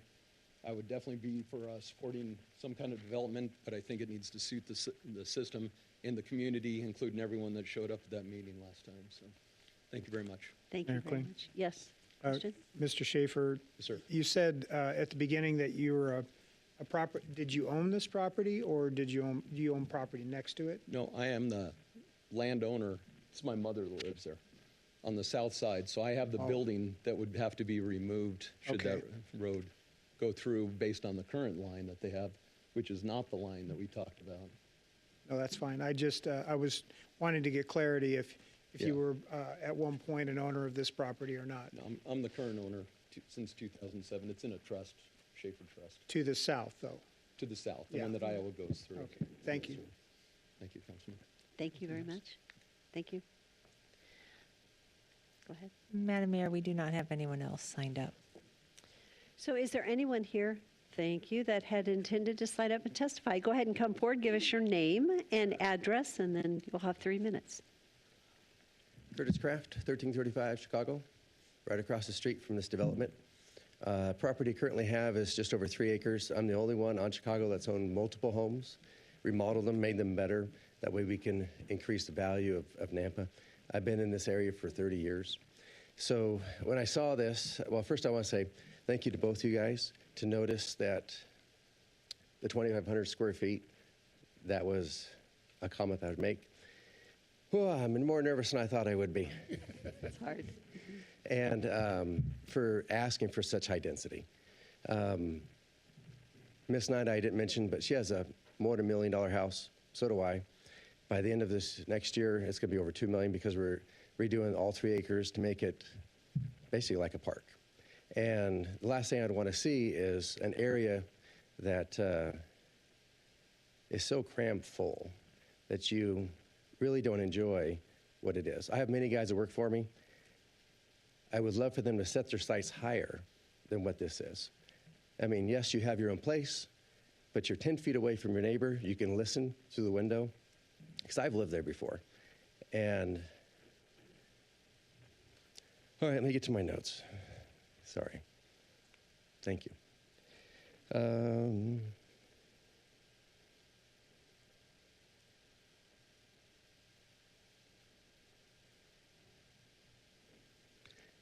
So she didn't mention yet that they have 214 parking stalls. That means Ms. Knight was polite at saying 100 cars. That's over 200 cars. If you go into and from work, that's 400 cars, not including anything that might be parking in the street, parking on Iowa. The arterial ways won't handle that. The noise, which would be increased, would not make very many of us happy. I'm concerned for bringing in the type of area would increase a lot of foot traffic that you might be more concerned for instead of being more of a rural area. I'm totally fine with putting houses up. If they want to put 20 homes up there or whatever, that would be more something of my speed. I don't know. I think that's about it. Thank you. I know it makes you nervous to speak. It's just, it makes everybody I have nervous. no idea why, because I do this for a living. I'm a contractor, and so I have to get up and do other stuff. But I guess when it's your stuff and you're more passionate about it, things change. Oh. All right. You did a good job. Thank you. Thank you. Thank you. Okay, is there anyone else? Yes, go ahead and come forward. I see a couple of people, so we'll have you come forward next, and you know how to do it. Good evening. My name is Brad Griffin. I live at 1404 South Sandal Creek Lane in Nampa. So if you see where the RS7 is that's up on the map, I'm in the patch of houses just to the south of that, that yellow, that's right next to Nine Houses property. First off, thanks for hearing this topic tonight, but when I built my home 17 years ago, where we built, it's all custom homes. Where RS7 is right now was a field. I don't have a problem with developing. I think that they developed that correctly, though. It's single-family homes surrounded by single-family homes. If there's one thing, I'm in public service myself. I've been a police officer for 21 years. If there's one thing that I've learned to understand is traffic flow. Traffic coming off of Discovery, going East Iowa, and we're talking about connecting those two, East Iowa is not designed to handle that kind of traffic. The green belt that was just extended north of East Iowa, like Suzanne had mentioned, that's a blind corner. We already have near misses as it is with all the pedestrian traffic. So I'm a bit concerned if we're talking about adding that many more residences there, plus people will find their way around congestion. So as Greenhurst gets backed up, people will learn they can go up Discovery, take East Iowa over to Powerline. It's going to significantly increase our traffic flow. That's not something that's tangible right now, but it is something that will occur. I see it every day in my job. The other argument that I would have is Powerline, where we are seeing these multifamily dwellings. There are office streets that are designed for that. Powerline is designed for that. Southside is designed for that. East Iowa is not. So I'm really concerned primarily for the safety of the kids at the school, the safety of the pedestrians on the Greenbelt, as well as there are a lot of people that walk up and down East Iowa. It's a rural street. It's not designed for this. So those are really my biggest concerns, is the public safety side of things. Thank you very much. Okay, thank you. Appreciate it. Thank you. Okay, yes.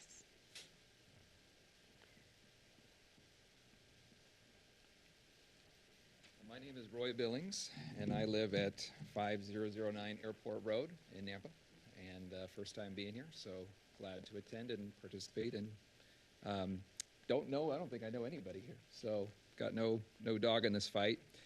But I'm not against development. I think in this proposal and the applicant just kind of listening and trying to look at the slides, I noticed there was, for instance, just an example, naming of careers that could possibly purchase this or based on this. And I think that's kind of arbitrary or circumstantial. I think talking about parks and signs, and it would look good, but and to act like this is about quality of life, but I don't think the infrastructure could handle it. And I don't think this is really about opportunity either, because there are opportunities for people to buy townhomes, and I think that's great. And I appreciate the testimony of the gentleman that was able to do that, but I don't think that's not keeping people from doing that. So I don't think that's going to be a barrier. I do see the density of this. I do think that considering the current landowners around it, and I think single-family dwelling would be more in line with what's around this property currently. I do think, obviously, developers want to have gain, but they're not going to be the ones affected by this development. It's going to be the people who live there. And I think just looking around and seeing the amount of testimony from people tonight and the lives it will affect, I think that is valid to consider that. So in my own personal just evaluation and listening, I would ask in consideration for you to vote no against it. I think that's reasonable, that our community and those effects would develop in a way that doesn't take away from safety and the property rights and the accommodations just so that developers can have money in their pocket. So thank you for your time. Roy, thank you. Sounds like you came just as a concerned citizen. I did. Yeah. Thank you. I think that's awesome to have citizens attend city council and share their ideas. Thank you. Is there anyone else this evening that would like to speak on this matter? Okay, I'm seeing none. We don't have anyone online. Okay, so this is an opportunity for our applicant to come back and provide response to the comments and provide any closing comments.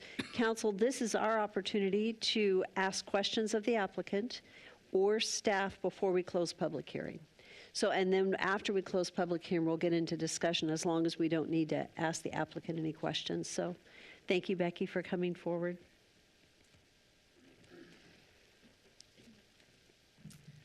Okay, thank you. Can you guys hear me? I do appreciate everybody's comments and concerns about this development. We aren't trying to make a buck. This property is very difficult to develop. I mean, it is. I've been doing this for a lot of years as a land use planner, and I haven't seen it's very unique. And putting single-family homes on there just unfortunately doesn't work. The property is not big enough to the south to work, south of the drain, excuse me, to put single-family homes on there. And if we were like to put single family homes on there, they would just be so large that they also wouldn't fit in the area. There would be a compatibility issue. So we're trying our best to put what we feel like would work on this property and be a really good design for this property. Also, the city is requiring us to construct Iowa and putting that through. So we need to figure out a way for the development to pencil so we can build Iowa. As you know, Iowa, that construction's not cheap. And so we also need to figure out a way to fund that construction. And as far as the property owner to the south, we're not encroaching on his property whatsoever. We're building 22 feet of roadway, and that 22 feet will stay on our property. And maybe engineering can kind of speak to that a little bit more. But we're not encroaching on his property whatsoever. And we made a point to try and save all of those out parcels on his building, or on his property. And let's see what else. And as far as the compatibility goes, you know, we believe that townhomes, they do work in a single family neighborhood. And I kind of showed you on my slides up there that single family neighborhoods are compatible, or single family homes are compatible with townhomes. They do work. Folks don't want to live in the high density areas. Why should you force somebody that wants to buy a townhome, doesn't want the maintenance, or they're looking to downsize? Why do they have to live in high density residential areas?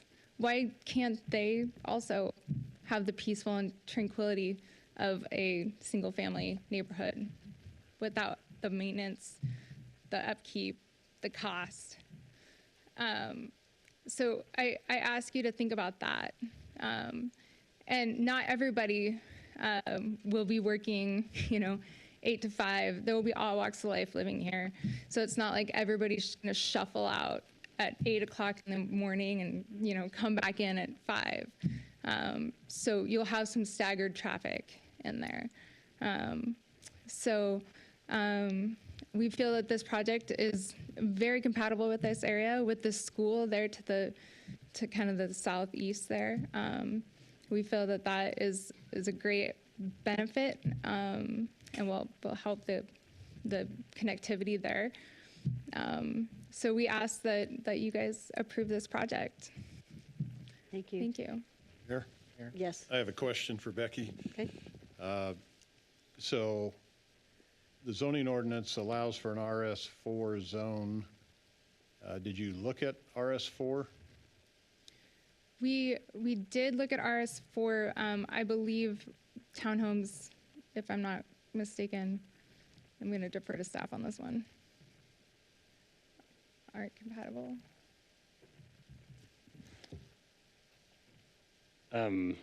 Mayor and Councilman, RS4 is an option. It wouldn't, a townhouse would require a conditional use permit for what they're wanting to do.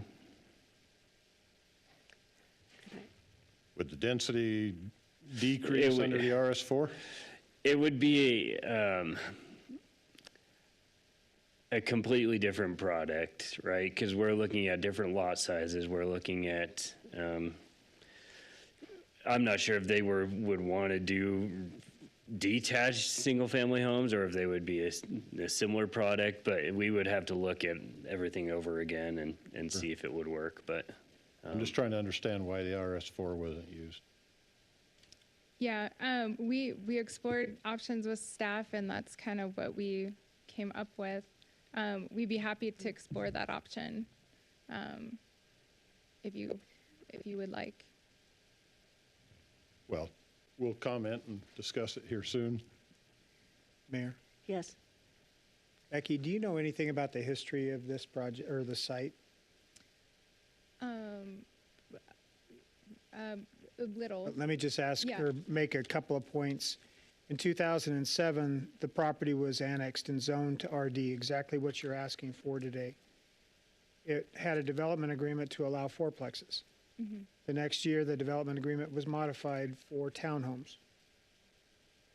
Then the property was rezoned from RD to RA in 2011.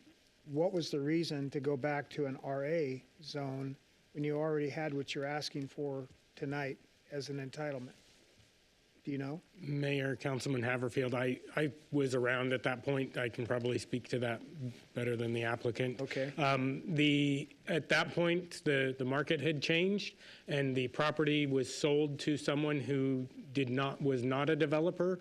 And so rather than proceed with the development, they wanted to just continue farming it. And because it had changed zoning, they came in and requested it back to an RA zone. And requested the development agreement to be So they could have left removed. the RD zoning and still farmed on it. That was just the choice that was made at that time. That was the choice of the property owner at that time. So that brings us to tonight. So, you know, the entitlement was already there Sorry. in some form. We don't know what that is, but Right. It was there at one point, yes. So, does staff know if this were developed, the compatibility of RS6 that it's surrounded by, or even if it was RS4 single family, how many single family homes could you put on this parcel? Do you know? And I'm thinking you guys did not look at that? We did, but they would be much larger lots. I have the engineer here, and she can speak to that maybe a little bit more than I can. I'm curious how many single-family homes in an RS, let's say 4 or 6, could you put on this property? What would the density, how would it differ Sure. from the 49? Mayor, that's really hard to calculate just on the fly because we have to look at the amount of open space plus the amount of roadways in there. We could give you an estimate of a minimum lot size in an RS4 is 4,000 square feet, right? So then you take out, what did we think, Parker, on number of 20% of roadways, or I think that was kind of an average that we were finding at 20% of roadways and then 15% of open space. So then you're looking at a 55% of that development that could go into homes. So, I mean, that's a really, really rough estimate of 55% of the property. And how big is the property?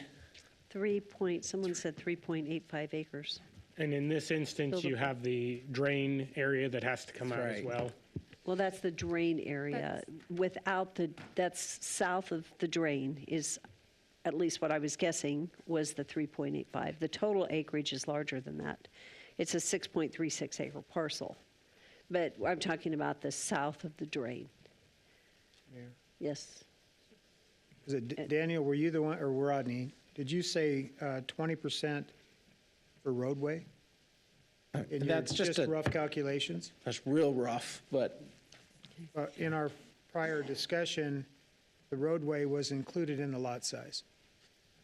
However, if this were an RS4 zone, that would not be something that could happen. It would have to have a separate lots for the roadways, if they were most likely public roadways, so they would have to be dedicated as right-of-way, and that would come out. The RD zone allows for the service drive aisles and the lot areas to be included. The RS4 would not allow that. Okay. And Rodney, you said 4,000 square feet per lot? correct. Yeah, and we just did a really, really rough estimate. 43 single-family homes in an RS4 is what we're guessing We're just for looking that at the- southern section. The chart says 3,200, so actually they can be a little bit smaller, is that correct? Still 40? Which chart are you looking at? I'm looking at 10-8-5 in our ordinance. And for RS4, minimum lot size 3,200, maximum lot size, is it changed?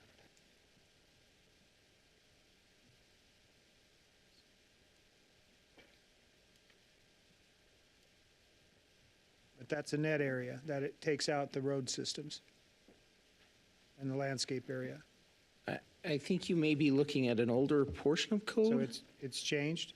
Our minimum lot size per dwelling unit is 4,000 square feet. Okay, so I need to update what I have in my computer. Okay. Are there any other questions for our applicant? None? And for staff? Okay. Thank you. Any Thank you. closing comments? Are you good? Yep. We just ask that you guys approve this project, and if there are any kind of questions, concerns, I'd be more than happy to answer. Okay. See none, thank you very much. Mayor, Okay, I apologize. I have one more question for staff. okay. In consideration of the open space, I know that the Parks and Rec required the easement for the walkway.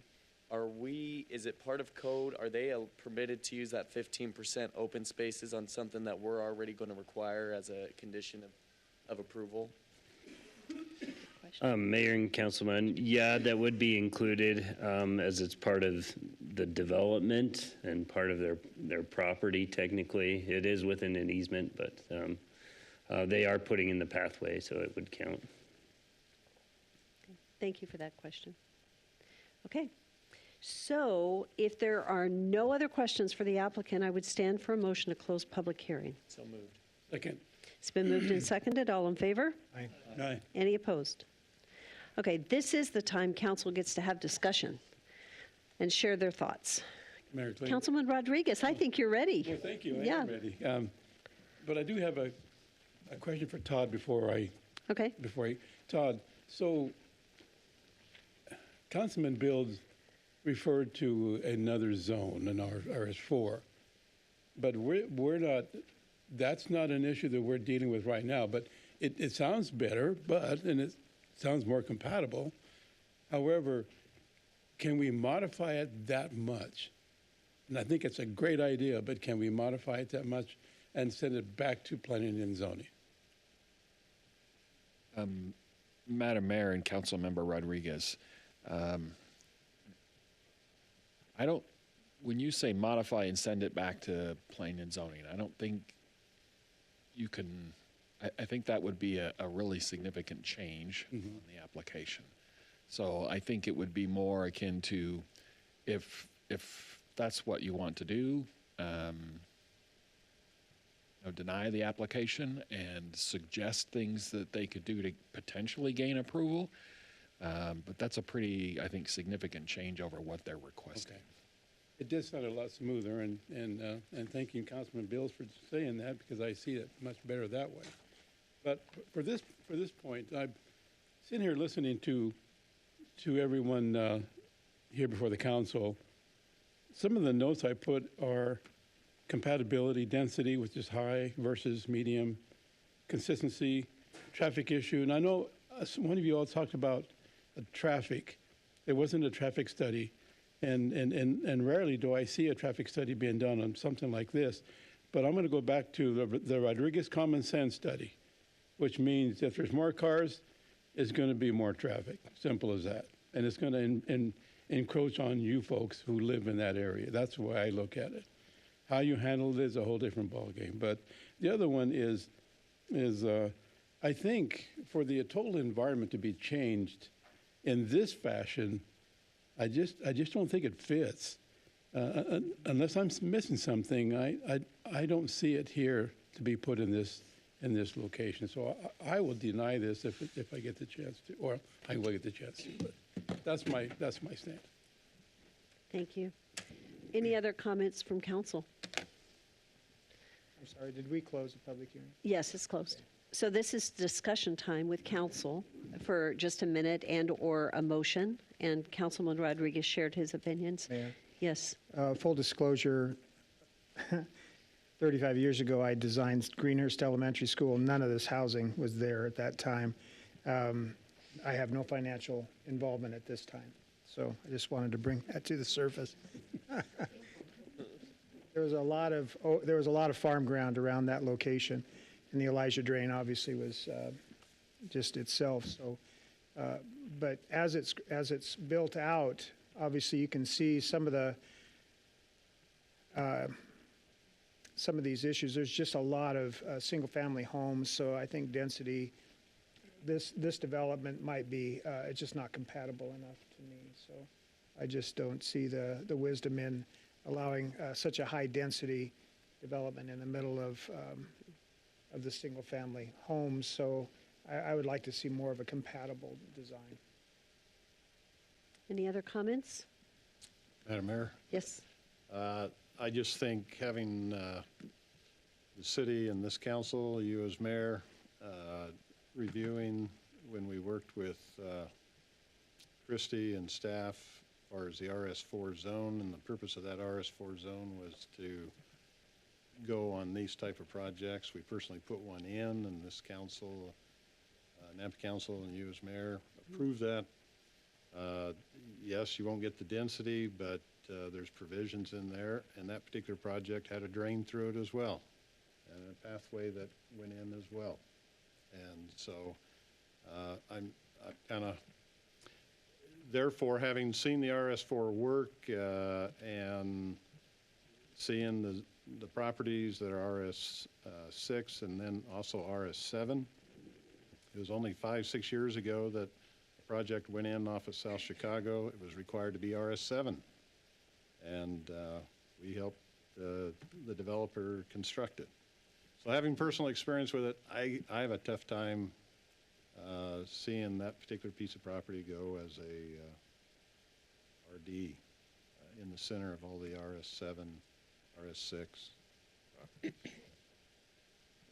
Mayor. So Todd, before us this evening is a zoning map amendment from RA to RD. That's what we're voting on. The idea of allowing them to go back to planning and zoning, we'd have to deny this tonight. That is correct. And they'd have to just start over with a different development. Yeah, and I wasn't suggesting that we tonight create an RS4 zone. I just think this is an overreach for what was previously put forward for the whole city. I agree. If this is approved, I believe then we would see more of these requests coming forward. And they would point back to this one to say why council needs to approve that. Mayor? Yes. Just to not hit on the exact same things that were already stated multiple times, over and over in my head, you just think about every project and every development. There are always neighbors and people that are upset about it, and the phrase is NIMBY. And I just look at this as there's NIMBY and then there's legitimate compatibility concerns, and this project being so densely packed in there and having the very rough math, or however you would like to say it, to still have 40 single-family homes being able to be put in there, I look at this project as not compatible whatsoever for what's being already stated as an RS6 or an RS7, and I would lean more to deny as well. So one of the things tonight, and Councilman Haverfield brought that forward, and that is that before us tonight is a zoning map amendment request from RA to RD. And I think what we're hearing is, I'm hearing that there is not support for that zoning map amendment. But one of the things that we've talked about previously from legal is that sometimes if something is denied, and it'll be up to this council to vote, it would be the recommendation of what to come back with. And I know that Councilman Bills mentioned RS4. I have to say, for me personally, this is surrounded by RS6. If it came back, I personally don't think that we should put that kind of density in the middle of RS6. It is surrounded by RS6. And if something did come back and you're already, surrounded by RS6, then that's what it would be. And then just for staff, I think we as a city should have the question, if it does get developed, may need to get extended as it is, and the question is, does it really need to be extended? I think it would be nice to have a discussion as a city, do we really need Iowa to go through? At this point, it hasn't gone through, the school's been there for 35 years, and does it really need to go through? Unless the other roads around it can actually accommodate the traffic, and so I think it would be a good discussion point for something in the future, is that requirement to go ahead and punch Iowa through. So anyway, I just wanted to say that because I think it's important, depending on the vote of the council, what the recommendation is if you were to come back. We would hate to recommend you come back with something that we wouldn't approve. That would be unfortunate. So any other discussion from council? Mayor, this is Yes. Rodney. I just want to make sure we get some clarity on RS4 versus RS6 because we're going to write a decision letter and we need to provide them some direction. It sounded to me like we were going RS4 as kind of this direction, and then now we're talking about RS6 or higher. And I think just need some clarity. It's compatibility, in my opinion. And so we could, yes, and you could make a comment, please. So the RS4 zone was developed jointly by the private and the city of Nampa for it to be a compatible zone in areas that had RS6 and RS7. And they were unique infill properties that had drains in them or other public amenities, and therefore would allow for the smaller lot size and therefore a compatible density to the RS6 and RS7. And having developed Springbrook and that being a project that really fit what was after, this piece seems a similar situation to me. So I don't think we should get hung up on the RS6, RS7 as much as to look to the RS4 because it has compatibility requirements in it, but it also allows for the uniqueness of the situation that exists on this property. And Mayor, maybe I better provide just a little clarity there. We did have some specific standards that had to be met in order for infill development as RS4 to occur. We have since removed that. Those were the guiding principles early on for the RS4 zone and for infill development. We don't have that, though I completely understand and I hear Councilman Bill's concerns there and thoughts there. It is the purpose. We have to use some discretion about how to do infill development. If we just have the same as what everybody else is around, it may not develop because of those unique characteristics like the drain that Councilman Bills is talking about. So I guess I just need a little more clarity from council whether we're saying to the developer, come back with a specific zone, or are we just saying, come back with a single-family detached development, and we would be willing to consider several options there. So I'd like to ask legal a question. I feel like we have not voted on this yet. We don't know what the outcome is. And so until we do vote on it, I think it's difficult to make a decision. And so I feel like we're a little ahead of ourselves, unless I'm wrong. Right now, it's which do we do? Mayor, you're kind of going around and talking about your thoughts and feelings. If there was a motion to deny and that was seconded and that was the decision, then again, the code talks about a follow-up to that being what could the applicant do, if anything, to potentially gain approval. There's no guarantee that you know of anything, but I think you're expressing, at least those that are opposed to it, what might be compatible to them. So I don't know that the timing matters that much. You haven't got a motion yet, but that's when it would become appropriate, is once you have the motion, if that's what the motion In that discussion time after the motion. After the motion carries. Okay. So I think I'd like Madam to Mayor? move to that. Yes. I'd make a motion that the request for zoning would be denied. You can read it right So I off of can that. do there. I move to deny the zoning map amendment from RA suburban residential to RD, two-family duplex residential zoning district and preliminary plat for Chicago Street townhomes at 1426 Chicago Street, 6.36 acre parcel for Becky Azagira representing Pratik, and not feeling its compatibility on the zoning and compatibility of the design. I'll second. Okay, it's been moved and seconded. Mayor, So- question for Yes. legal. So a reconsideration request, they couldn't come back with an R4 zone, could they, as an option? Madam Mayor and Councilman Haverfield, a reconsideration request is usually pointing out what mistake you made, not changing the application up significantly. Well, that's my question. So they can't come back with a different zone. Not on a reconsideration. I think that would be a new application. Thank you. Yes, Councilwoman. No, I'm shaking my head, yes, That's Todd. right. Yeah, and then Natalie, yes, sorry. I'm just as we're moving forward, just in perspective of the RS4, I cross-checked the math with the percents that you gave, and yes, I mean, if we did RS4, they could roughly get 41 homes still on that, so just to think about, something to think about, it's still a lot of homes. But not to beat a dead horse, because we've kind of all talked about the pros and cons here, but I did just want to say that I did appreciate what Mason said as far as what needs to be in a community for us to be able to have a variety of different homes for stepping stones, and I appreciated that, and welcome to Nampa. Okay. So is there any further discussion? Okay. Do you want to talk about opportunity to cure before we vote? Or should we vote and then come back? Todd? Madam Mayor, I'd vote, and then you could talk about what the applicant might be able to do to gain approval. Thank you. Okay, roll call. Chingula.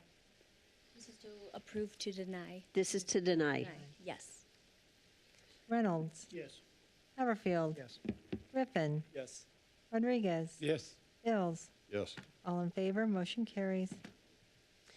So the opportunity to cure really would be coming back.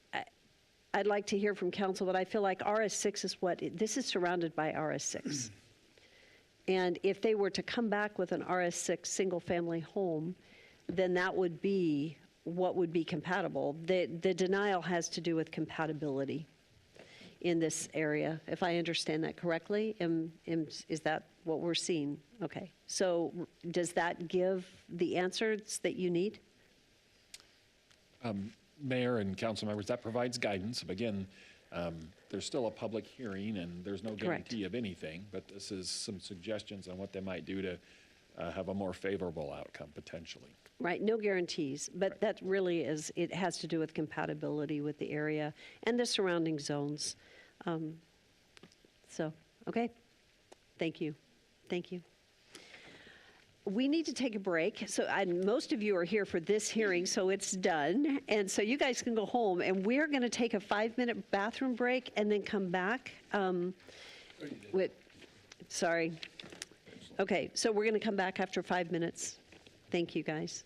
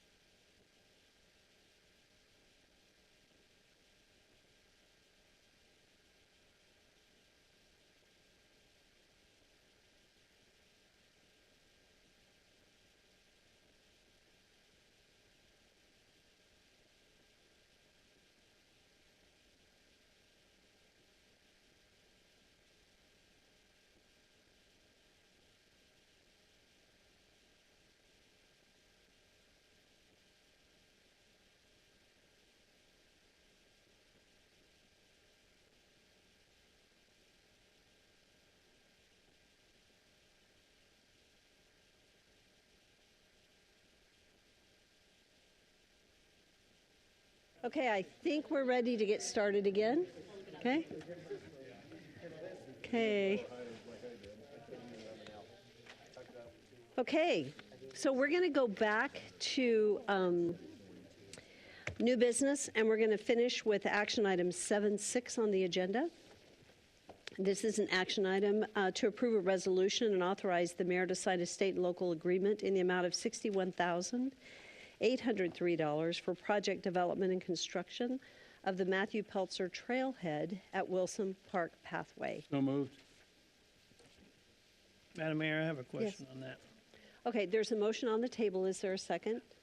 I'll second it, but I have a question. Okay, it's been moved and seconded, and there's a question. So is it going to be Daniel or Cody? Okay, Daniel, you're going to answer the question, depending on what the question is. Yeah. Hi, Daniel. Page 138 of our packet, it says, funding project costs. Any overages above $842,000 will be the city responsibility. To me, that's kind of open-ended, and it concerns me that it could come back to be $1.5 million or something, and we're stuck.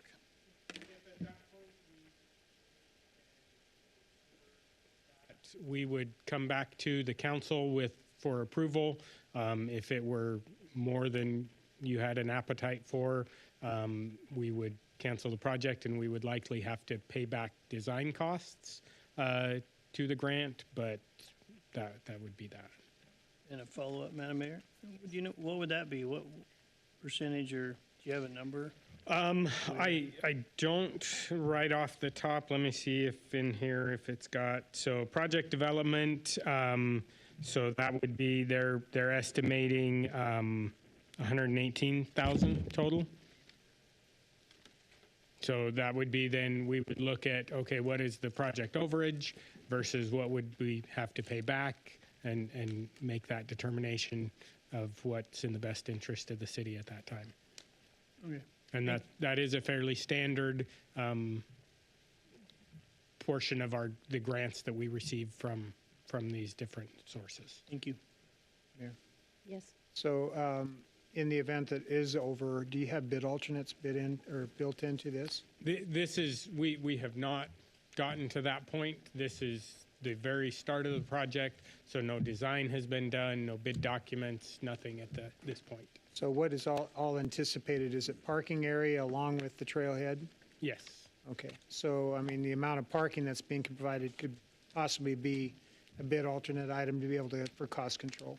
Potentially, yes. Thank you. Are there any other questions? Okay, there has been a motion and a second. Roll call. Angula. Yes. Bills. Everfield. Yes. Griffin. Yes. Reynolds. Yes. Rodriguez. Yes. All in favor, motion carries. I will say it's really exciting to see this trailhead get started, because this is a really special memorial, and it's great to see it going. Okay, so that concludes our new business items, and we've concluded our public hearings. We're going to move to unfinished business, and we have 4 items. Just so I don't have to say it every single time, in the reading of each of these ordinances, they will all be requested to pass under suspension of rules. So when the motion is made, feel free to go ahead and say under suspension of rules. Okay, so 9.1 is an action item. This is the first reading of ordinance and approval of the publication of the ordinance summary, adopting and approving amendments to the Nampa Area City of Impact boundaries, corresponding map, and amending Title 10, Chapter 30 regarding the geographic area pertaining to the City of Nampa Area City of Impact.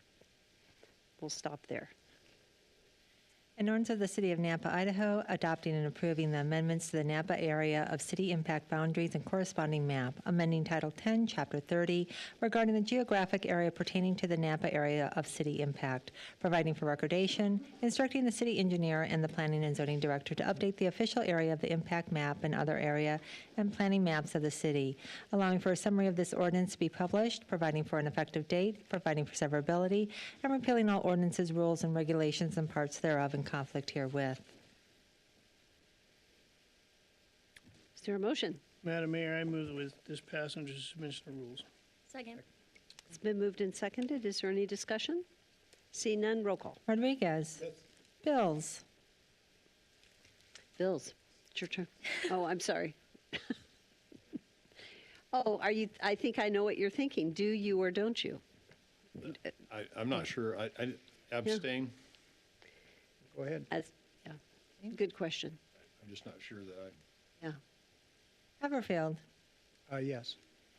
Griffin, Now, out of a caution, should I be abstaining as well? It would be up to you if you feel the confidence that you could approve it versus not, and with the familiarity or lack of familiarity. I'll also abstain. Okay? Jingula, Yes. Reynolds. Yes. Motion carries. 9.2 is an action item. It's the first reading of ordinance for the annexation and zoning to RS7 for a subdivision and a subdivision preliminary plat approval for the Bentley Meadows subdivision at 0S Grays Lane. And this is for Ted Burke representing Rob Nash, the owner. Yes. Just for clarification, I asked Todd why his office isn't listed as far as approving this item, but the other three, it's been listed, and he indicated it would have been Brian Norton. That's true. This one is not noted. Thank you. Thank you for catching that.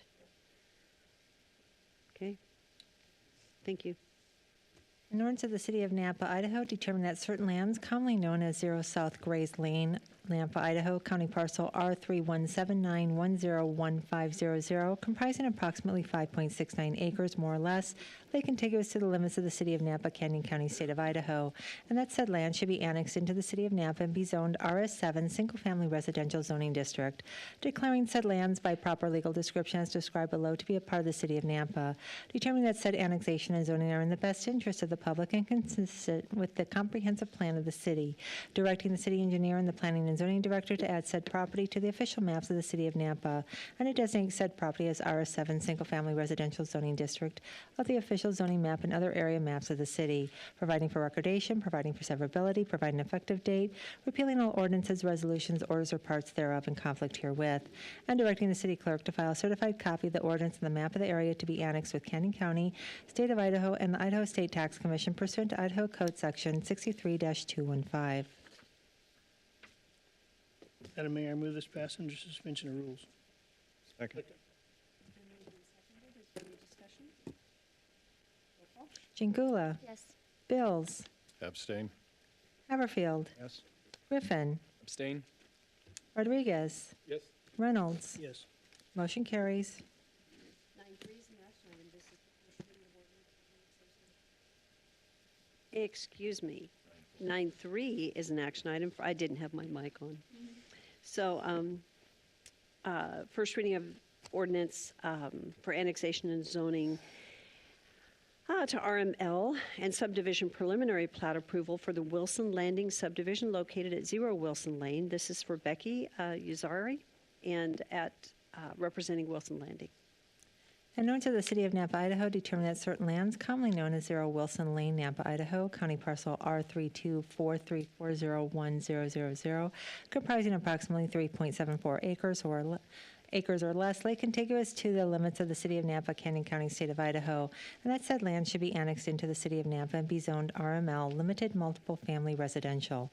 That the preliminary plat be described below to be a part of the City of Nampa, determining that said annexation and zoning are in the best interest of the public and consistent with the comprehensive plan of the city, directing the city engineer and the planning and zoning director to add said property to the official maps of the City of Nampa and to designate said property as RML, Limited Multiple Family Residential, on the official zoning map and other area maps of the city, providing for recordation, subject to the terms of that certain development agreement between the applicant and the city, providing for severability, providing an effective date, repealing all ordinances, resolutions, orders, or parts thereof in conflict herewith, and directing the city clerk to file a certified copy of the ordinance and the map of the area to be annexed with Canyon County, State of Idaho, and the Idaho State Tax Commission pursuant to Idaho Code Section 63-215.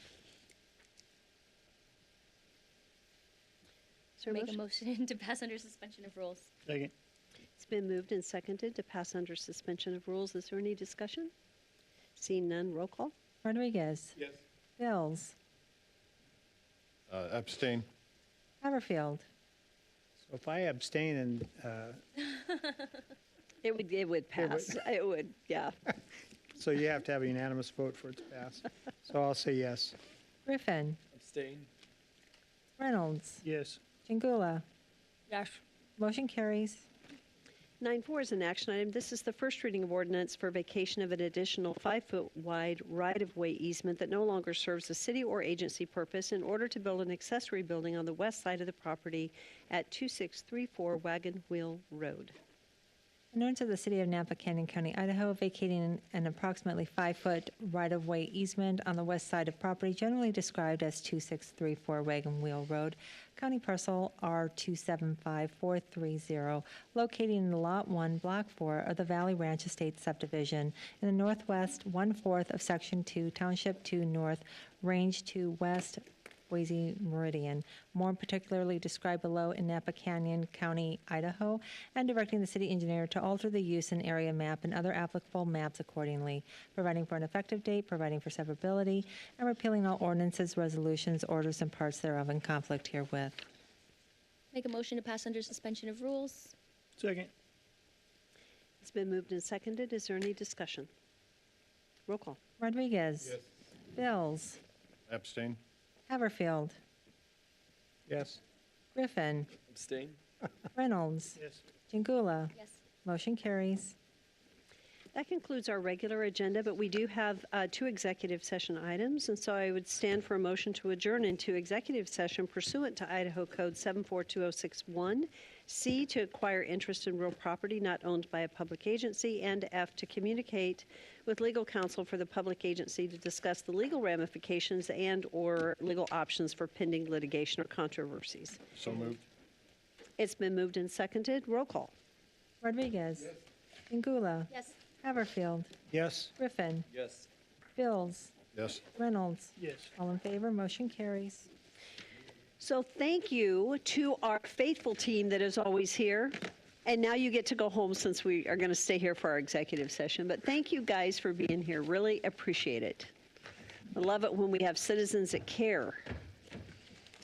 Be good to see you all, Mark, Jimmy. See you later. Where? That's what I was thinking. He decided to bring you home. Oh, I